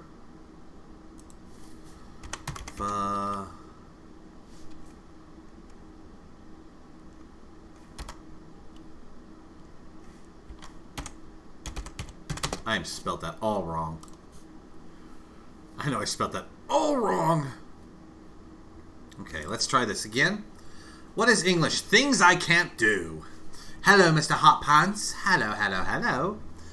Alright, vanilla ice cream. Let's see. It's going to include... Oh, I don't like heavy whipping cream. I hate whipping cream. It tastes so weird. No. Can we get it without whipping cream?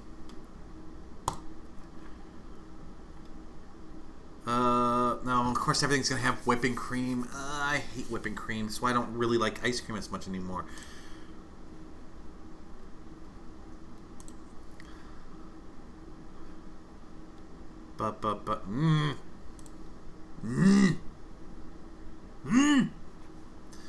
Oh, hello, Cindy. Okay, are you ready?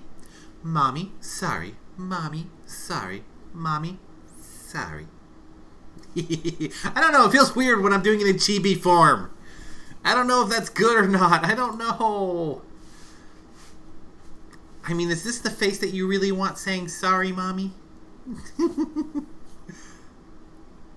White sugar, heavy whipping cream, cups of milk, vanilla. I guess I'm going to have to... Is there a way I can do it with no whipping cream?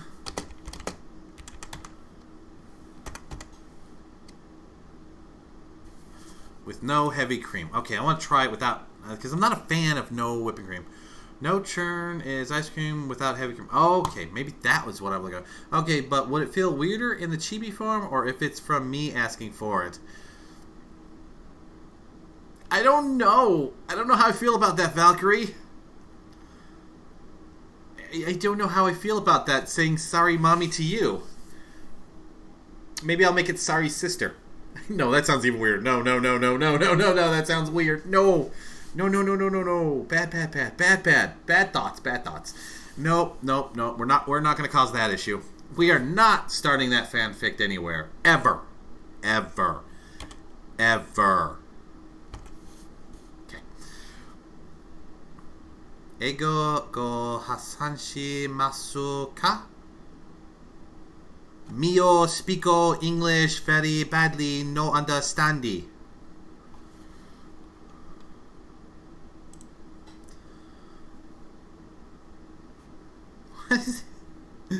I get a bonk. Yeah, I deserve the bonk. No, I don't want these kind of pages. Fuck these kinds of pages. 3 ways to make ice cream without heavy cream. Okay, that's what. Let's see. WikiHow. Okay, let's see about WikiHow. Usually they're not bad. So let's see what they got. Condensed milk, coconut milk, banana. Banana is. I'm not a fan of banana, but it technically works. I guess I'm gonna have to make it with whipping cream. I just don't like whipping cream. For me, whipping cream just is like a blah. It's like I won't never make frosting with heavy whipping cream because it just doesn't taste right in my opinion. Okay, I guess we're getting stuck with whipping cream. Half and half, white sugar, vanilla. Okay, that's actually good. Whipping cream, half and half, white sugar. Okay. In a bowl, combine heavy cream, half and half. Gradually whisk in the sugar until blended. Whisk in vanilla, refrigerate covered until very cold for at least 3 hours or as long as 3 days. Whisk the mixture into a blend and pour into canister of ice cream maker. Freeze according to the manufacturing directions. Yada, yada, yada. That's about right. I said, can you speak English and Japanese? I can't even speak English in American. What do you mean in Japanese? I don't know what you're fucking talking about. Ooh, you know what I'd like to try to make? I know what I want to try to make. It'd be the first time I try ever making it. Lava cake. That would be interesting to try. What about lava cake? Do you think you guys would like to see me try my hand at lava cake? I always love getting lava cake whenever I go to Chili's. That's like the only dessert I ever get from them anymore. If I get desserts from them at all. I actually haven't had dessert from them in a while. But, something about lava cake. It's interesting. It's cake. But there's that liquidy core chocolate center. Hello, Bear. Bear says hello. She's up here. She's up in front of my monitor. She's looking at chat. She's literally looking at the chat. In fact, Valkyrie, she's kind of looking at your emotes. I'm a little concerned that she's going to attack your emotes. Cat, I can't see chat if you're in my way. You need to come over here. Come over here. Good kitty. There you go. I will pet you, but I need to see chat. Don't tempt her, Valkyrie. I do not need the kitty attacking the board. I don't think I need the cat to attack the board. Okay, you lay down, kitty. I'm going to be done in 10 minutes, okay? Lava cake. Let's take a look at lava cake. All right. Lava cake, 15 minutes, 5:30. Okay, so let's see. Includes butter. Okay. The Valkyrie's trying to make my cat attack the monitor. No. The good kitty. She's being good. She's actually laying down now. I don't know what it is, but she has claimed the front of my second monitor as her lay down area. I don't know why. She likes sitting here. She likes watching all the little things when I'm streaming, so it's kind of interesting. She only seems to do it when I'm streaming. She doesn't do it anytime else, which is kind of odd, but that's okay. That's okay. Let's see. So we got butter. We got chocolate. We got egg. Egg is at room temperature. Okay, that's new. A third a cup white sugar. Okay. Tablespoon of cocoa powder. Okay, that's not bad. 2 tablespoons of all-purpose flours and a pinch of salt. Oh, okay. This seems easy. Let me take a look at the instructions. Preheat, blah, blah, blah, blah, blah. Place chocolate and butter on top of the double boiler over simmering water. Oh, I'm going to have to do a double boiler. Do I have a pan to do that in? I think I do. If not, I can buy one. I could buy one because it's all tax deductible anyways. Stir frequently, scraping the sides of the bowl with a rubber spatula to avoid scorching until chocolate is melted. Okay. Combine eggs and sugar in a large bowl. Beat with an electric mixer. until pale and thick, about 5 minutes. Mix in melted chocolate, cocoa powder, and flour until combined. Pour batter into prepared... what is that? Ramekins? What's a ramekins? What the hell is that? Okay, am I not pronouncing that word right? Is that supposed to be like ceramic, but someone misspelled it? I have no clue what this word is. I'm sorry. What the hell is this?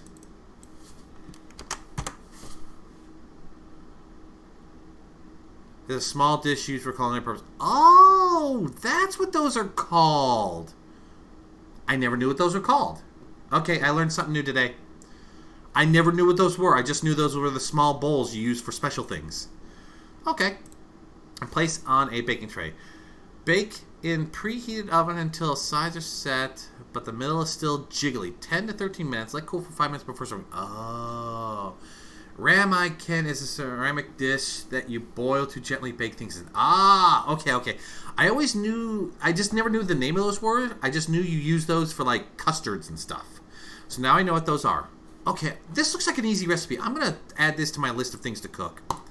We're going to add that and we're going to try that. Yeah, all right. You know what? I think that's a good list today. I think we did good today. That gives me what? 1, 2, 3, 4, 5 recipes to look into, not including my beef jerky, my fruit roll-ups, and my other recipes that I do plan on making later, and the cheesecake, the normal cheesecakes. So, oh, are you back, Queen? Oh, welcome back. Well, we're actually going to be wrapping up soon. I decided that 3.5 hours is pretty good, plus Dawn is streaming, and I think we should all go see Dawn and give her our love. Yes. So, yes. Oh, so we got 5 recipes that we've added to my list of things to cook. I will look into which ones I'm going to do. I think not next week's. Hold on. Next week is that way. That's the 3rd. Okay, I just wanted to make sure what the date was. Maybe what we'll do is maybe the red velvet and the candy nuts. Cat, you are in my way again. I can't see chat again.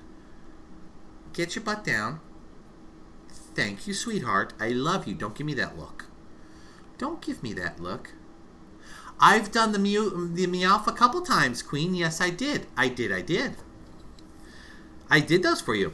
I wish you'd stream longer, but it is it is a holiday. That's the only reason I'm going a little less today. I actually want to relax today on my holiday off. I do. Have a good day and happy Easter. Yes, happy Easter, everybody. Let me switch over to the main channel.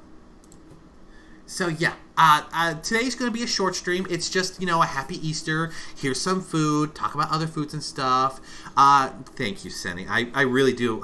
I get yelled at for not taking breaks. I don't take breaks, and I get yelled at. So I need to take a rest while I can. So, like I said, we are going to take this a short day. I want you all to definitely have a happy Easter. I want you to eat your fill. If you are religious, spend your time doing your religious and stuff. If you're with family, spend time with them. Hug your mom, hug your dad, hug your children, hug your brothers, your sisters, hug your cats, hug your dogs, do all the hugging. Eat your fill, get overstuffed. Watch whatever sport or whatever is going on today. I don't watch sports. I'm going to be watching anime today and probably reading some manga. Do what you enjoy. I want y'all to have a good Sunday. I want y'all to rest and be happy. Okay? And I want to thank you guys because I never thought I'd do IRL streamings, but you guys have actually made it very fun and enjoyable to do IRL streaming. So I want to thank you guys for helping me push to get a little closer. Some of y'all like to give crap about how you're seeing my face. It's okay. I'm not a fan of showing my face. Maybe one day when I'm super popular I will, but for right now, I hope this little chibi face of mine and my normal face is all you guys need to see. So let's see. I'm going to find Don's channel.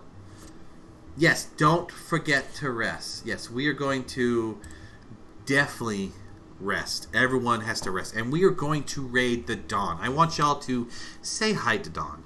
Say hi to PG, Jim, and all those of her extended family out there. Say hi to chat. Call your mom. Call your dad. Call your siblings. Just call anybody. Tell them that you love them. And thank you. Thank you for being here. I love you all, and I wish you all to have a happy Easter. But until next week when I see you again, I give you hugs, kisses, and I wish you the best of holidays. I will see you all later, and bye-bye.